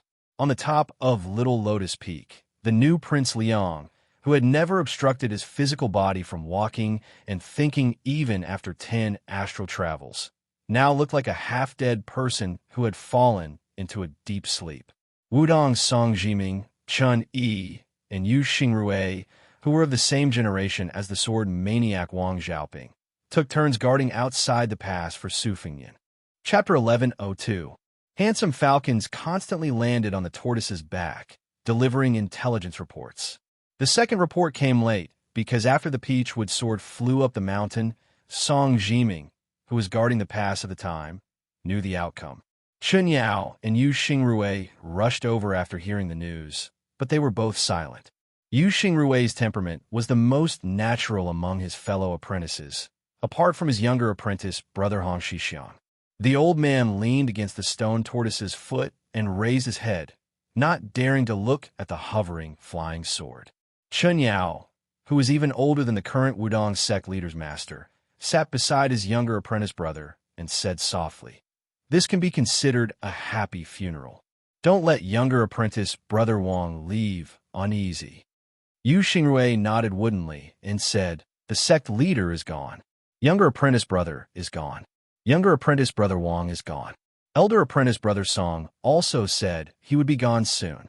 "It's only been a few years, but the 6 of us," Chun Yao laughed. "But they left without any regrets. Think about it. Jade Axe was brought up the mountain by you, and so many other juniors also went up the mountain. In the future, there will be new generations of people coming up the mountain. Sometimes, when I look at those young faces, even a rigid old antique like me can't help but want to laugh." Yu Xingrui sighed and said in a muffled voice, "I'm not as open-minded as you." Chun Yao joked, "Your disciple is stronger than you." Yu Xingrui said in a low voice, "If he dares not take back younger apprentice brother, he can continue to be the sect leader. I don't recognize him as my disciple anyway." Chun Yao said angrily, "Are you still being reasonable? I'm in charge of the discipline. You want to be beaten at your age?" Yu Xingrui suddenly laughed and rubbed his cheeks. He sighed and said, "When we were young, it was Uncle Peng who was in charge of the discipline on the mountain. I always liked to go against Uncle Peng. When he was angry, he always said that if he had the ability to be the sect leader, he wouldn't care about me. I never thought that Jade Axe would become the sect leader. I have no regrets now." Chun Yao said worriedly, "It's not good to stop them one by one."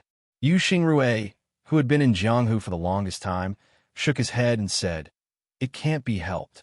Among the top 10 masters of the world, except for the recent kidnapping of Gao Shulu, the devil Luo Yang, and the broken spear Deng Mao, when have I heard of any other two fighting side by side?"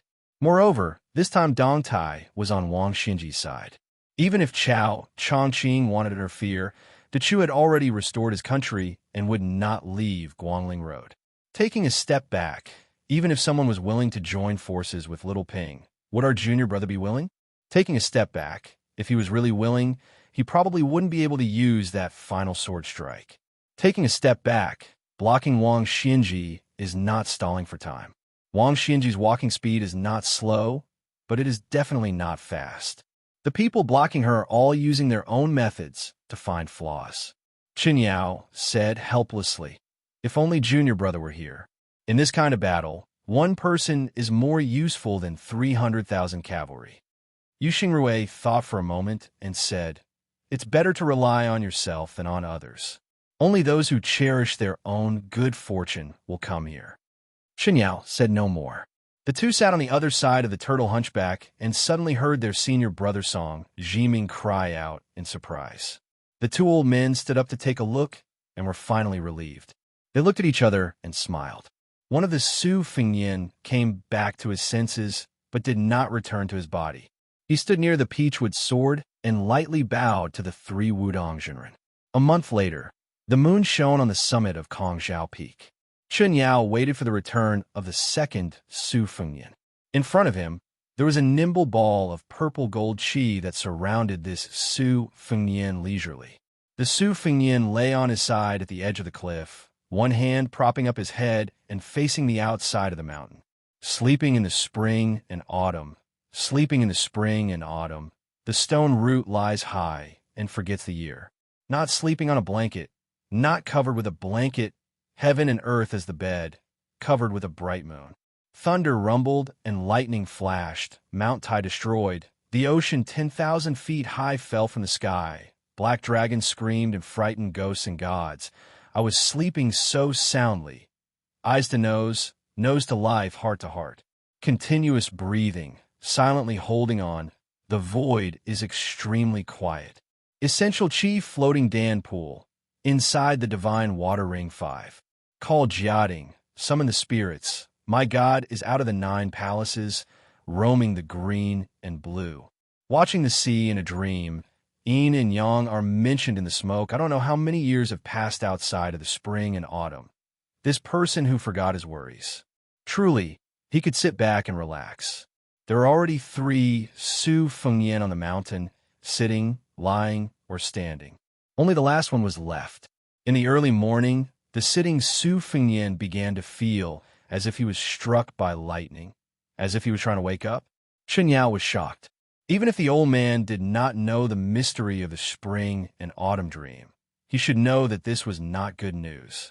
Logically speaking, the latest spy report said that Wang Xinji was still in Hezhou and had not entered the Beiliang Road. Even if the Su Fengyin calculated something, at the very least, Su Yanbing could resist for a while. The new Prince Liang should not be so impatient. Could it be that he had encountered an irresistible setback in his dream? Qin Yao did not dare to speak. He could only resign himself to fate. Finally, the Su Fengyin opened his eyes. After a moment of thought, he murmured, "I can't wait any longer." For the time being, the Su Fengyin only had the body of Gao Shulu and did not have the complete soul. He turned to Qin Yao and said guiltily, "These years, I owe Wudong too much." Qin Yao took a deep breath and said slowly, "Without Jinwu, there would be no Wudong." Then Qin Yao could not help but ask in a low voice, "Why did you wake up so early?" The Su Fengyin smiled and shook his head, not giving an answer. The Su Fengyin walked more than 100 feet into the cliff, turned around, and began to sprint. The other 2 Su Fengyin opened up a path to the summit. The Su Fengyin leaped out of the lotus peak. He crashed into the sea of clouds. He fell to the foot of the mountain, with a loud sound like a mountain hitting the sky. Even Qin Yao, who was standing on the summit, felt the whole mountain shake. Qin Yao suddenly felt uneasy. This was a bell that sounded like a death knell. The Su Fengyin bent his knees and landed on the ground, creating a large hole at the foot of the mountain that was several people high. After jumping out of the hole, he continued to run toward the Bailiang border. In a person's life, there would always be a moment when there was no need to reason. It would give birth to a thought. Death is death. Chapter 11:03. Huishan Purple Robe and Wudong Sword Maniac had blocked Wang Xinji's path one after another. The two battles had caused great waves in Jianghu. Outside the gorge, the section of Guangling River where the Iron Lock Sinks River was located was still as calm as ever. However, there was an endless stream of Wulin people who came to see the remains. Not only was there the coffin created by the Wulin Alliance master Xianyuan Qingfeng, but there was also old Monster Wang's moving mountain. Groups of Jianghu people came and went. Most of them regretted not being able to see Wang Xiaoping's Earth Fairy Sword before her death, as well as that graceful figure in Huishan Purple Robe. No one knew that somewhere in the lower reaches of Guangling River, a nameless old Taoist from Longhu Mountain had been waiting for a long time. Although he only had the appearance of a middle-aged man, there was always an indescribable sense of lethargy. Taoist Zhao squatted by the riverside and reached out to scoop up a handful of water. He was somewhat emotional. 400 years ago, Gao Shulu had once said that she could suck up all the water in Guangling in one gulp. It was originally a metaphor to smoothly comprehend all methods in one go. Now, it had long changed beyond recognition. It was only used to mock someone once and for all. In 400 years, words of praise had become words of derision. The Taoist, who had long since abandoned his real name, looked at the blurry face in the water and gently blew a breath. The turbid river water in his palm rippled slightly. After a moment, it was as clear and stable as a mirror, reflecting a touch of purple. A person's life was but 100 years. Things remained the same, but people changed.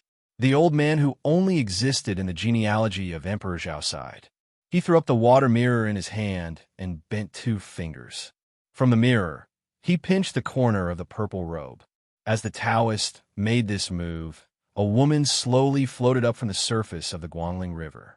This was undoubtedly the extremely obscure and profound move of the finger mystery realm, fishing the moon in the water.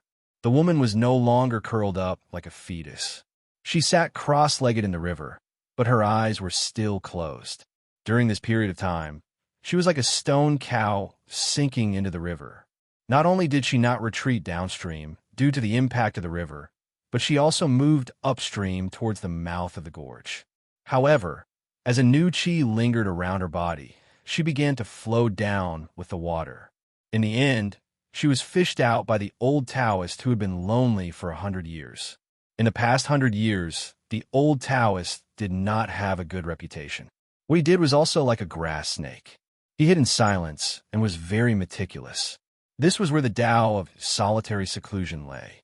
The evil dragon was raised in the Earth Lung Mountain to absorb the fate of the Zhao family in the Dragon Tiger Mountain and nourish the dragon's main family in the Great Peace City. The old locust tree was transplanted in the Lower Maui post house to suppress the evil spirits of the Su family and his son. He made a bet with the old fellow from the Taoist master's mansion, Zhao Xuansu, to trade a seal for a seal.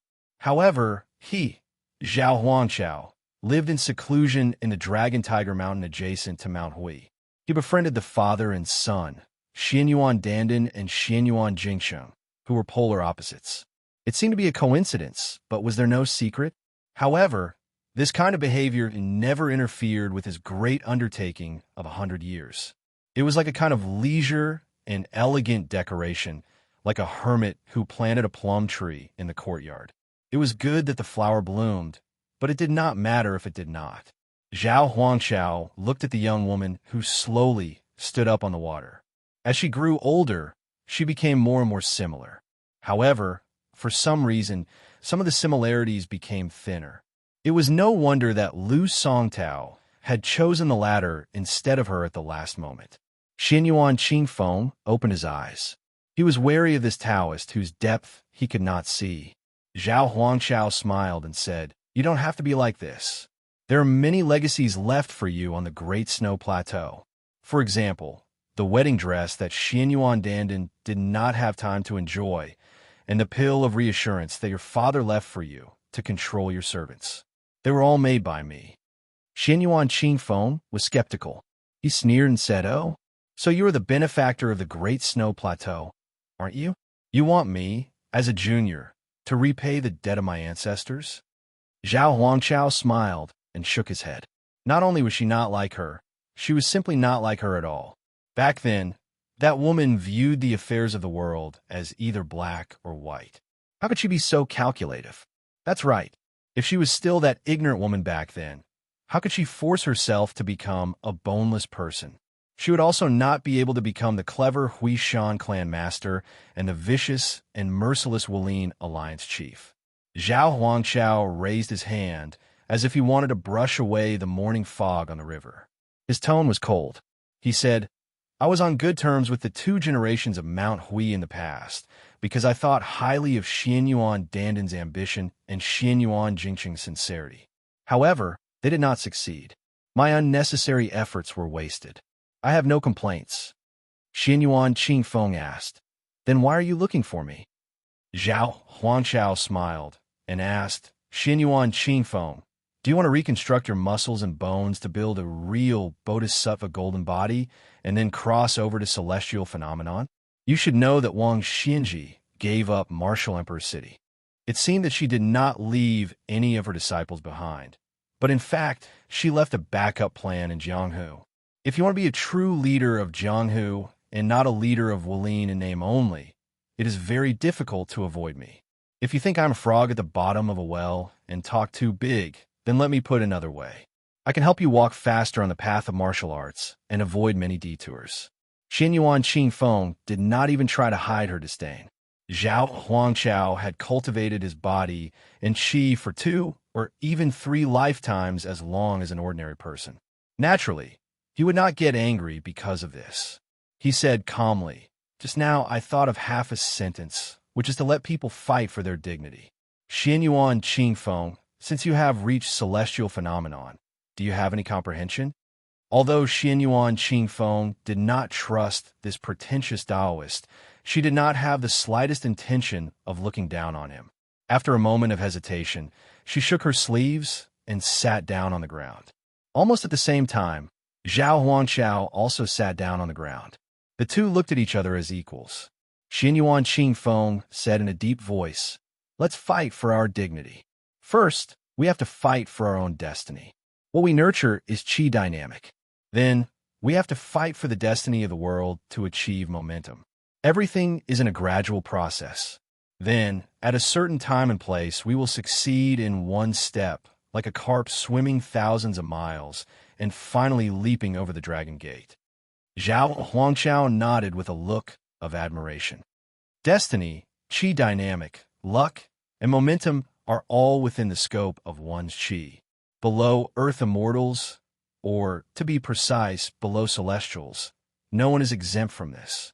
Xianyuan Qingfeng, although you are walking on the path of martial arts in the eyes of the 3 sects, you have already reached a higher level. Xianyuan Qingfeng sneered and said, "Taoist, you came to find me today to talk about principles? Our meeting is not a Buddhist debate that happens once every 10 years on the evil slaying platform." Zhao Huangchao was still calm and did not pretend to be an expert. He folded his hands on his knees and said with a smile, "How about we make a deal?"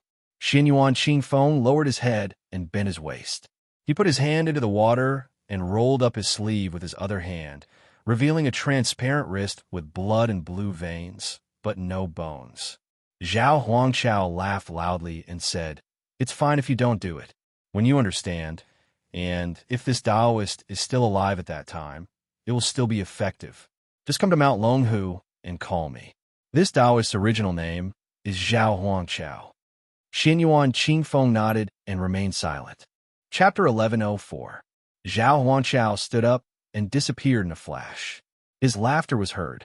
9 out of 10 countries are broken and 8 out of 10 people are dead. If I become Emperor Qing in the future, I will wait until the 8th day of the 9th lunar month on Mount Fuyao to pick osmanthus seeds. Xianyuan Qingfeng showed a solemn expression. The wedding dress and soothing pill were both secret legacies of the old Hui mountain. The former was used by Xianyuan Pan as a human ladder. Otherwise, Xianyuan Qingfeng would not have the great celestial cultivation he had when he fought Wang Xinji, even if he killed many experts to absorb their inner strength. The latter was a mysterious goo medicine to prevent people from being untrustworthy after using both kindness and power. This Taoist called Zhao Huangqiao should be telling the truth. He was indeed an old acquaintance of Bulldogong. However, after Xianyuan Qingfeng took control of Hui Mountain, he did not trust anyone except himself. He hated the Taoists of Dragon Tiger Mountain even more. How could he easily do business with a nameless Taoist who appeared out of nowhere? Xianyuan Qingfeng withdrew his hand. He didn't even need to shake his wrist to avoid touching a drop of water. After standing up, he looked around. His gaze finally stopped, intentionally or otherwise, on a fallen reed. With a tap of his foot, he stepped on the reed. He seemed to have understood something. Dressed in purple, he returned to Jianghu and followed Shui Donglu. On the road of Yizhou, a huge creature was rampaging. Most of the traveling merchants only saw a blur in front of their eyes. Then they only saw a cloud of dust and could not see clearly what it was. Some of the Jianghu experts with good eyesight recognized that the huge creature was an unusually tall and sturdy living person. It was like a remnant of the ancient desolate man hidden in Kunlun Mountain. It was 20 feet tall and had the strength to uproot mountains and rivers. 5,000 years ago, the saint controlled the flood. After he succeeded, he ordered 900 Kunlun giants to carry 9 cauldrons to suppress Jiuzhou. This giant's hands and feet touched the ground. It ran like thunder, and its legs were much stronger than the famous horses outside the Great Wall. A gray-haired old man sat on it. A rope was tied around his waist to prevent him from falling. The old devil head, who had wreaked havoc in the 9 countries during the spring and autumn period, should have continued to wag his tongue during the restoration of the West Chu state. But right at the critical moment when the new Chu state was about to rise up in rebellion, unexpectedly the old man abandoned him and summoned slaves who were far more worthy of their name than the Kunlun slaves of Tibing Mountain, who rushed to the Bailiang border. The old man's journey was bumpy. Other than having stopped to eat and rest, he didn't waste any time and didn't say a single word. However, when he approached Bailiang Road, he began to mumble to himself from time to time. "Old Monster Wang, you started fighting too early. If I had known, I would have let you destroy the city and die before you were ready. This old man has helped you to make the Jianghu so interesting. It's fine if you, Wang Xinji, don't appreciate it. It's fine if you don't like that brat surnamed Su, but why do you have to implicate a little girl? Wang Xinji, Su Fengyan, both of you deserve to die. If my daughter dies, Wang Xinji, you can forget about guarding the heavenly gate, and Bailiang can forget about having a moment of peace. Especially you, Su Fengyan. So what if you can't defeat Wang Xinji? Just kowtow and beg for mercy. Wang Xinji saw how useless you are and naturally disdained to fight with you. Why do you have to recklessly occupy Gao Shulu's body and spirit? Are you afraid that Gao Shulu will kill Chao Chongqing, and the girl you like will have no one to rely on? You can't even care about Bailiang's safety, and you still dare to hope to protect Jiangxi's life? Fine, consider yourself sentimental. However, if you favor one and discriminate against the other, and watch as my daughter dies, Huang Longshi, did harm to Bailiang in the past, but I also left a way out for Bailiang. In the future, just wait for you, little brat, to die without a complete corpse, just like what's written in the books." The Kunlun giant had already rushed into Hezhou, rushing straight to the border between Yuzhou and Hezhou. Huang Longshi's heart began to sink more and more, because no matter what he saw, the brat had not achieved perfection.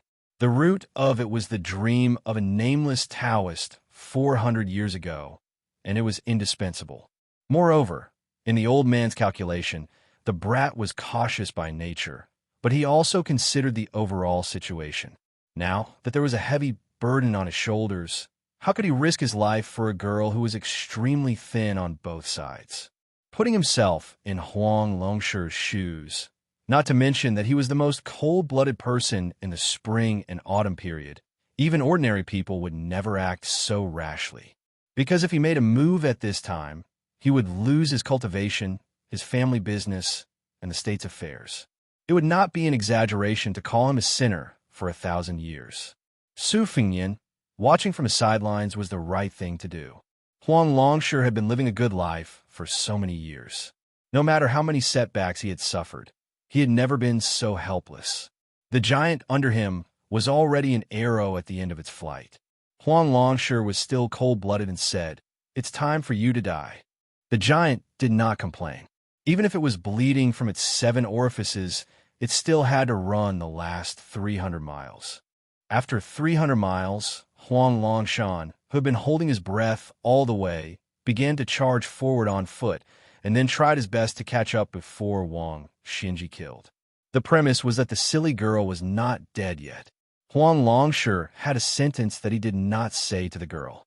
If he had not met her, he would have retreated into the mountains and forests after unifying the Central Plains in Liang. He would have focused on martial arts and cultivation, and then tried to ascend. He had no love in the human world, so he could go and see the scenery in the sky again. Approaching Yuzhou, Huang Longshan suddenly shouted, "Stop!" The giant hurriedly stopped, and its hands and feet scratched several gullies on the ground. The old man jumped down and rushed forward, faintly ashamed. It's too late. Wang Xinji was a man of his word, even if his opponent was a little girl and a very innovative killer. Since he had said that the next time they met, he would kill her. So when she stood in the middle of the courier road at the border without hesitation, Wang Xinji really did step forward and stomped on the belly of the short girl. She fell backward, her body sliding back dozens of feet. There was no longer any qi in her body. The clothes on her back were in tatters, and she was covered in wounds. She should not have been able to stand up and would have died lying down, but she probably relied on her last breath to stand up shakily. After she stood up, she still did not show the slightest fear. She had killed Wang Mingyin, Lu Haoshi, and many, many other masters. She was not afraid of killing people, nor was she afraid of being killed. She was just a little unhappy and felt that she had not done enough. She had returned the hairpin, but she had not returned the mink hat he later gave her. Her vision had long been blurred, but she still raised her head. There was once when she was hunted down by a willow and a fat woman. She could not hold on that time, and then he fell from the sky and landed in front of her. She was very happy. She was not happy that she could live, but happy that he had come. It was that simple. The girl closed her eyes. Old Huang said that when people died, they would sleep for a long time, where no one could wake them up. She felt that it was quite good, so she fell asleep. At this time, she did not know if it was an illusion, but a warm hand gently pressed on her head, and a soft voice said, "You are not allowed to sleep in." Half asleep, she felt the person behind her walk to her side, and said a few words to her and to the very powerful old man. A very soft sentence. "I'm here." A very heavy sentence, as if the whole world had heard it. "Wang Xinji, it's time for you to die." Chapter 1105. Perhaps it was because it had been a long time since Wang Xinji heard the younger generation speak such bold and visionary words in front of him. He still remembered the first time Chao Chongqing ascended the tower. He said, "I would like to ask Senior for a few rounds of romance." Dong Tai's words were even sharper. "I have a sword to ask you." As for the other characters, most of them were relatively more respectful and restrained. Occasionally, there would be a few arrogant and willful youngsters who spoke arrogant words before ascending the tower.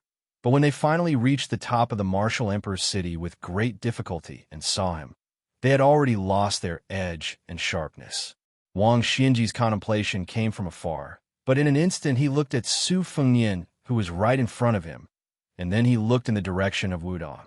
He understood in his heart, but he could not tell whether this old man was regretting or mocking him.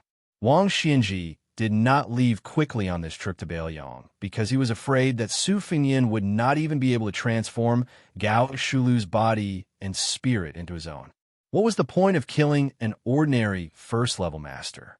He did not leave slowly because he did not want him to swallow his spirit outside of Beiliang. In Wang Xinji's view, Swallowing the fate of Jianghu into his stomach was an action that crossed the line. Wang Xianji nodded towards Su Fengyan, probably indicating that this young vassal king could make arrangements for his funeral. As a 100-year-old man who had suppressed Jianghu for a whole 60 years, he indeed had this little bit of patience. Su Fengyan picked up Miss He and swept past the boundary marker. He did not need to lift a finger. The hairpin, the marten hat, and the sunflower, these three objects, all moved without the wind, following behind the two of them from a distance. Su Fengyan's original intention was to send Xianxia, who was in his arms, away from the battlefield, as far away as possible. This was because he wasn't sure if Wang Xianji could use 90% of her strength or 100% of her strength. Furthermore, if Wang Xianji went all out, how many innocent bystanders would be implicated? Su Fengyan suddenly stopped and saw an unexpected but reasonable old man from afar. As if relieved of a burden, he took the hairpin and other items that floated towards him. When the old man rushed to him, he handed them all to the old man. After that, he did not turn around immediately. Instead, he pressed his 5 fingers on his chest like hooks and forcibly hooked out a cloud of purple-gold air. He slowly pressed it into the girl's forehead and said softly, "This is the tribulation that Zhao Xuansu wanted to impose on me back then, and I let her bear it. This time, it was scattered by Wang Xianji and scattered everywhere. I took advantage of the time when Wang Xianji was absent-minded to gather some of it. Don't worry, I have tried my best to cleanse it. It will be able to cleanse it for her." Huang Longshi's face was gloomy. He was unforgiving and said angrily, "What's the use of solving the urgent situation?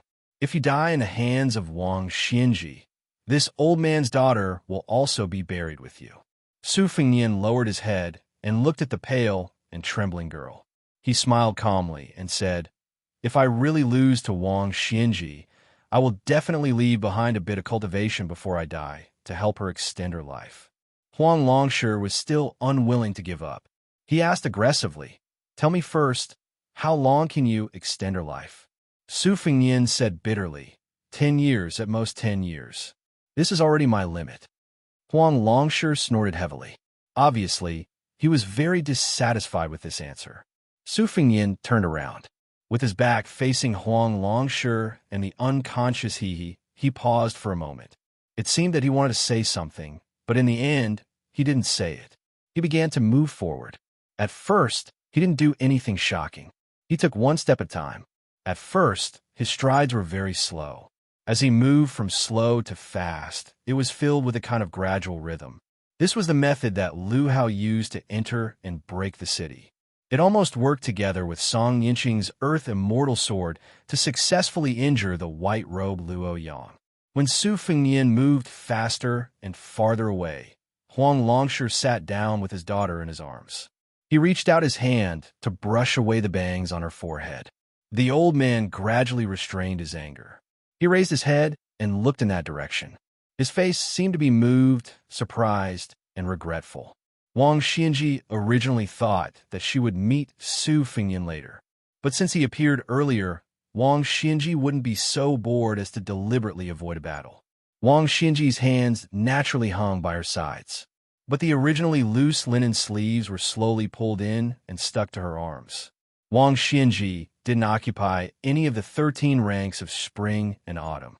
Even the self-proclaimed second in the world and the recognized first in the world didn't touch the sword or armor. As for the saber, the world praised Gu Jiantang as the first in saber technique. Wang Xianji didn't have any objections. Outside the martial emperor's city, however, this didn't mean that Wang Xianji, who smelted the world's martial arts into my furnace, wasn't a master of sword and saber techniques. In fact, Wang Xianji deserved to be called a master of any weapon. Otherwise, she wouldn't have been able to raise such a talented swordsman like the groom. It was just that the older Wang Xianji was, the less she touched worldly things. Wang Xianji raised her hands and gently clenched them into fists. For the first time, she smiled. This time, she could finally fight to her heart's content. Right? Su Fengyan had borrowed Lu Hao Master's method to enter the city, but not only that, He had supplemented it with Luhao Master's staggering sword. This made his silhouette look a little absurd, but at the same time, he looked like a drunkard.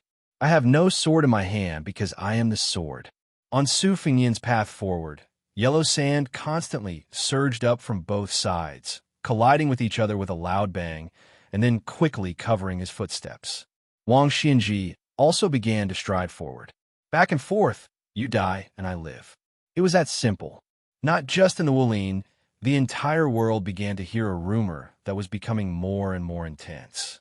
Wang Xianji, who had left the city, was going to kill the new Prince Liang, Su Fingyan. The vast majority of people would find this very satisfying. In any case, many places that prohibited alcohol began to turn a blind eye. Great Peace City. Returning from the flourishing Jiangnan to the imperial palace, Crown Prince Zhao Zhuan would deliver a new item to Crown Princess Yin Dongwu every day. Today, he had finally finished delivering. Yin Dongwu stood under the parrot cage and watched her husband make a face. She stretched out her hand and saw that her hands were empty. She smiled sweetly. This crown prince then chatted with his beloved wife about some trivial and interesting news. Even when the purple-clothed woman of Mount Hui had closed the door, Zhao Zhuan did not hide his thoughts about her. Yin Dongwu did not hide anything, nor did she purposely get angry. Instead, she gave him a flirtatious glance.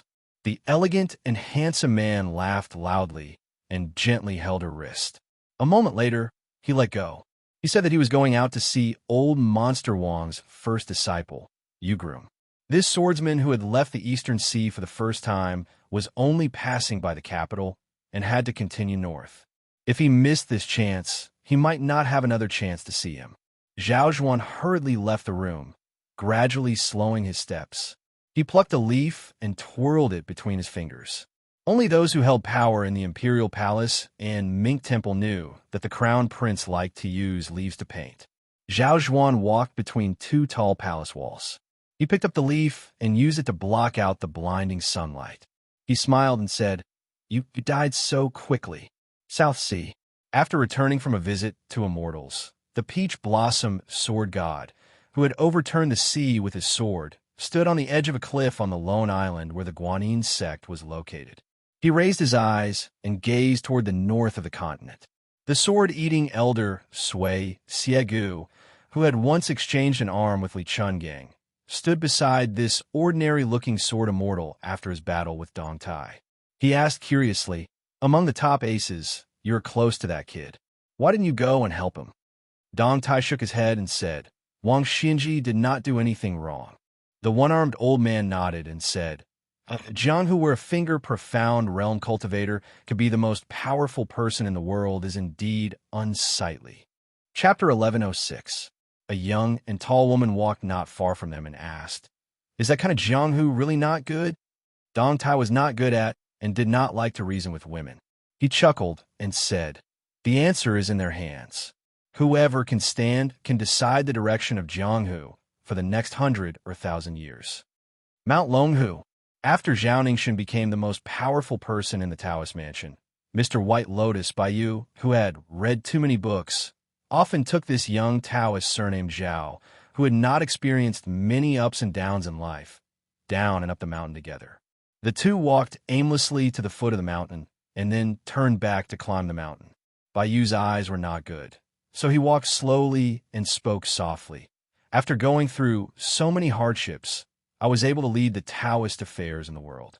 Now that I've lost half of the country, including the north of Guangling River, to Qingshang King, it's not necessarily a bad thing. Mount Longhu is not high, so it's time to calm down and look back at the scenery.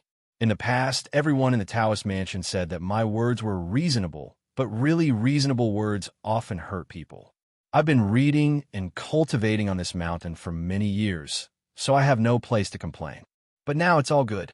2 generations of heavenly masters ascending together may sound impressive, but the truth is that they're just putting on an act.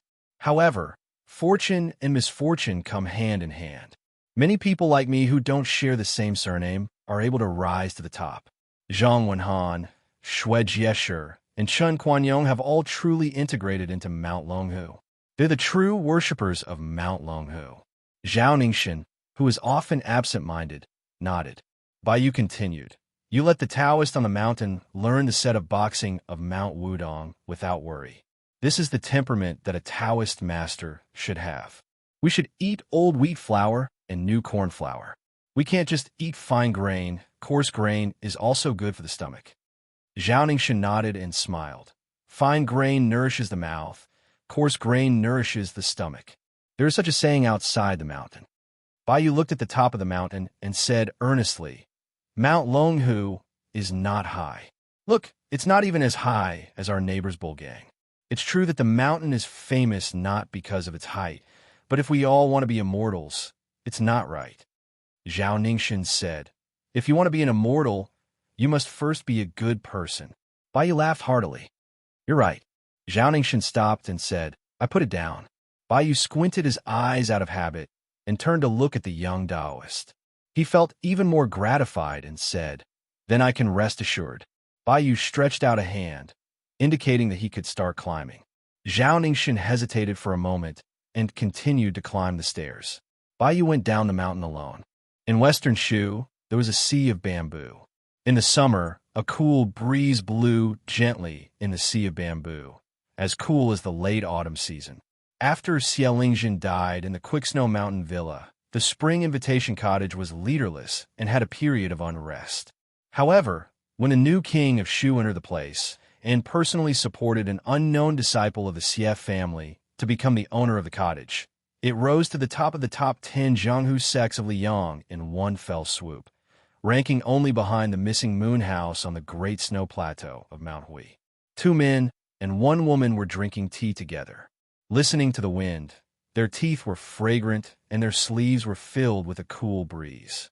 The woman was close to 30 years old, but she was very childish and beautiful. Her charm was full of treacherous contradictions. She was the 4th most beautiful woman on the Rouge rankings. Her name was ordinary and strange, surnamed Xie, given name Xie. It was said that after she was 14 years old, the Western Shu Road had a total of 5 people, Jingshi and Jidushi, fought for her. However, for more than 10 years, no one was able to take her into their pocket. Outsiders said that it was because of the spring invitation cottage's extraordinary status. At this moment, she was pouring tea for a man in white. Not only were the people of Shu speechless, but even the people of Spring Invitation Cottage were puzzled. This outsider, surnamed Chun, had transformed the vase into the owner of the 2,000 mu of bamboo. It cannot be helped. He was the Minister of War before Liu Baijie took office, the current king of Shu Qinjibao. The middle-aged man sitting opposite Qinjibao was the uncle that Su Fengyan had gone to Beimeng to find. He was a swordsman from the Wu family's sword tomb, Wuxia. He was also one of the commanders of the Su family's cavalry in the past. Wuxia had recognized his nephew Su Fengyan at the top of Beimeng city walls, but did not acknowledge him. He smiled insincerely and asked playfully, The Emperor of Liang wants to give you his favorite daughter. Will you accept it? Chun Zhibao did not answer this question, nor did he pay attention to the woman's gaze. He only remained silent. Wu Qi asked again. He died just like that. Do you have any thoughts? Chun Zhibao raised his teacup and drank it as if it were wine. The Chu Imperial Palace. Chao Changqing took time out from his busy schedule and walked to the pavilion that he frequented. He saw Her Highness the Princess sitting alone in the pavilion. On her lap was the red sandalwood sword case that hid the great Liang dragon sparrow. She untied a string of copper coins and placed them neatly on the sword case. She absent-mindedly tapped it again and again. Every time she unloaded the case, the copper coins would stand up and roll down again, repeating the cycle. Jiang and I sensed the arrival of Uncle Chess awaiting orders. She touched the sword case and quickly put away the copper coins. Chao Changqing sat on the stone bench and hesitated. Just as he was about to speak, Jiang and I squeezed out a smile and said softly, It's okay. He's the king of Beiliang. I'm the princess of Dechu. I know. Chao Changqing was silent. Chao Changqing slowly closed his eyes, still hesitating to speak. Jiang and I clenched the copper coins and muttered to herself, A scourge lives for 1,000 years. Chao Changqing opened his eyes and sighed. If only it was a little later. The northern Mang's royal tents that stretched as far as a majestic city were moved to the southern dynasty. Just like before, the northern Mang empress continued to discuss matters in the ash painting that had been passed down from generation to generation. After the discussion was over, the northern Mang empress asked Dong Zhuo and Hong Jingyan, these two new and powerful military nobles, to stay behind.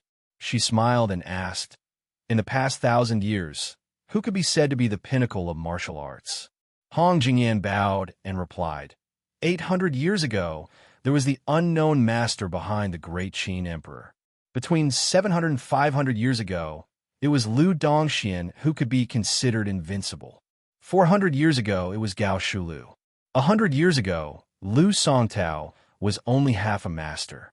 Next is the current Wang Xinji. When these 4.5 masters were alive, there was rarely another master who was on par with them. Even if there was a master beyond this world, they had never fought. For example, Wang Xinji and Qi Xuanzhen. The Empress of Beimang laughed. This time, Wang Xinji used Su Fengyan as an example. Is it using a butcher's knife to kill a chicken, or is it a great phenomenon that hasn't happened in 1,000 years? Hong Jingyan whispered, the odds are 9-1. The old woman said, then it's a narrow escape. Dong Zhuo, who had been standing beside Hong Jingyan all this time, didn't reply. He waited until the tent was completely silent before he said with a gloating expression, it's good that they're dead. They didn't even need a single soldier, and half of Liyang's northwest gate has already collapsed. When the news reaches here, Hong Jingyan, do you want to have a competition to see who's faster? Hong Jingyan completely ignored this fat man. The Empress waved her hand. The two of them walked out of the tent at the same time, one on the left and one on the right. The old woman smiled. Father and son, are you going to meet so soon? At the peak of Zhulu Mountain, a white dress versus a red dress. The woman in white sat on the stone steps at the top. She raised a wine pot and drank wine without any worry between her eyebrows. For some reason, the otherworldly item in the red dress was facing the white dress Luo Yang. Luo Yang said indifferently, it's okay. No one in the world believes him, but I do. Luo Yang suddenly stood up and raised her arm. She smiled knowingly and said, I won't change for 800 years. Chapter 1107. Su Fengyan had Gao Shulu's physique, and with the help of Lu Haoshi and Song Yinqing's last strike, his steps grew larger and larger. In the last step, he crossed a distance of several hundred feet and crashed into Wang Xinji. Wang Xinji took a large step forward, as if she didn't care too much about it. She faced the man and the sword with a simple punch, and her strength was enough to defeat 10 people. 2 majestic auras collided with each other, and the heavens and earth rang with the solemn sound of a yellow bell. In the blink of an eye, Su Fengyan crashed into Wang Xinji with a shoulder, while Wang Xinji's fist landed on Su Fengyan's forehead. Wang Xinji had been blocking the waves of the East Sea year after year, and she was still able to remain unscathed. However, this time, her feet sank into the yellow sand, and she slid back a distance of 16 to 17 feet. Su Fengyan didn't have it easy either. He was hit in the forehead between his eyebrows. He staggered about a foot above the ground, but he still maintained his posture of riding the wind. The distance he retreated was roughly the same as Wang Xinji's. Both sides did not wait for the bell's momentum to completely remove the embers left on their bodies, and they began to collide for the second time. This time, it was the elbows that collided first, and Wang Xinji pushed her palm upwards, hitting Su Fengyan's chest. Su Fengyan slapped down on Wang Xinji's head. Su Fengyan's body surged, and finally stopped in the air 80 to 90 feet away. His sleeves fluttered slightly, as if he was an immortal ascending to the heavens. Wang Xinji did not retreat, but her knees sank into the sand. She raised her head and looked at the calm young man. The hemp-clothed old man did not say anything. When he reached the top of the world, his heart was like an ancient well without ripples. He had waited bitterly for so many years, and he no longer had the feeling of breaking a wooden horse or ox with his finger. It was a mixture of surprise and joy, and it was truly like drinking wine. Wang Xinji brushed her sleeves and smiled for no reason. After reaching the first rank, when fighting with the same level, especially with the masters of the Vajra realm, the body and aura would merge into one. It was often the process of tearing apart one's clothes and armor. Only by removing the aura around the body could one destroy the body's muscles and bones. However, this kid was as confident as him, almost to the point of conceit. No matter how abundant the aura was, he would do the opposite and destroy the body once and for all. He wanted to destroy the body first before thinking about anything else.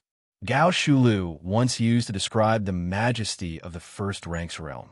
Most martial artists in the future were obsessed with the protection brought by their aura, like the officials who found a big backer and a protective talisman. Their path was smooth sailing. As time, they forgot how to persist and how to self-reliance. Was it the finger, or the celestial phenomenon and the celestial, and had it, and a smooth journey of heavens had been, and the time they have. For thousands of years, there were countless men. Why did Wang Xianji only respect Lu Dongxian and Li Changgang? One of them passed through the gate of heaven, but did not enter. He returned to the human world laughing. The other person did not even bother to open the gate of heaven for him. Wang Xianji's feet sank into the ground, and Su Fengyan stood in the air. It was like a battle between heaven and earth. The seemingly calm battlefield suddenly changed when Wang Xianji pulled out one of her feet, and Su Fengyan pressed down with one of his hands at the same time. On the ground, a clay sword shaped like a stone tablet broke out of the ground. Su Fengyan also pulled a wisp of cloud aura to form sword. Wang Xianji held the clay sword in her hand and leaped up. Su Fengyan reached out to grab the cloud aura sword, and his body suddenly dropped down.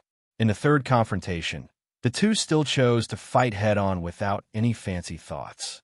The clay tablet smashed into Su Fengyan's chest inch by inch, and the cloud aura also shattered inch by inch on Wang Xianji's chest. When the dust of the clay tablet settled and the cloud aura dispersed, the number 1 in the world and the number 6 in the world punched left fist against right fist. Their fists collided violently, but their bodies did not move an inch, and there was a moment of silence that defied common sense. However, ripples appeared on Wang Xianji's and Su Fengyan's robes. The two's hands that were controlling their swords were not willing to fall behind, and they clenched their fists and collided again. Within a radius of several miles, the ground shook violently, and the cloud aura rolled. Wang Xianji was pushed back to the ground. When she landed, she swung her arm and threw out a punch. The incomparably fierce fist aura tore several yellow flood dragons from the ground and attacked Su Fengyan together. Even if Su Fengyan had Gao Shulu's physique, he could still control the mysterious finger sword chi with his mind. However, his soul was lacking, so he did not have the heavenly phenomenon realm. He could only cross his arms in front of his chest in the air, relying on his body that was even stronger than the invincible Vajra body of Buddhism to block that fist aura. Afterward, a few flood dragons formed from yellow sand and soil took advantage of this opportunity to attack. Su Fengyan pulled back his left hand and grabbed a flood dragon's neck, killing it quickly. The yellow sand scattered like rain. He stepped on the head of the flood dragon and pushed it back to the ground. The corpse, or corpse chi, showed signs of collapsing like a dead snake on the ground. Wang Xianji did not show any mercy after gaining the upper hand. She walked on the ground step by step and constantly punched towards the sky. The white fist aura and the yellow dragon shot towards the young lord standing under the clouds together. The earth emits murderous intent, and the dragon and snake rise from the land. Su Fengyan took a deep breath, and a purple golden mark between his eyebrows shone brightly. Instead of dodging, he looked like he was seeking his own death. He actively looked for the white fist aura to smash or cut it off. His feet were like walking on the ground, and he stepped on the yellow dragon again and again. If someone was lucky enough to watch the battle from afar, they would definitely be shocked by the terrifying phenomenon. on the ground. There were constantly white rainbows piercing through the sky, and countless yellow dragons flew up one after another, as if they were roaring at the legendary heavenly court. And the white robe in the sky seemed to be in a fit of pique. He wanted to kill all the white rainbows in the sky, and not let them turn into real dragons. This magnificent scene lasted for the time it took for an incense stick to burn, and the battlefield had also advanced for more than 10 miles. The road that Xianxia walked on was full of destruction. In the sky, the clouds and yellow sand were mixed together, and then they rustled and fell together. People like to use the difference between cloud and earth to describe the huge difference between the two, but at this time, the scene had already been blurred.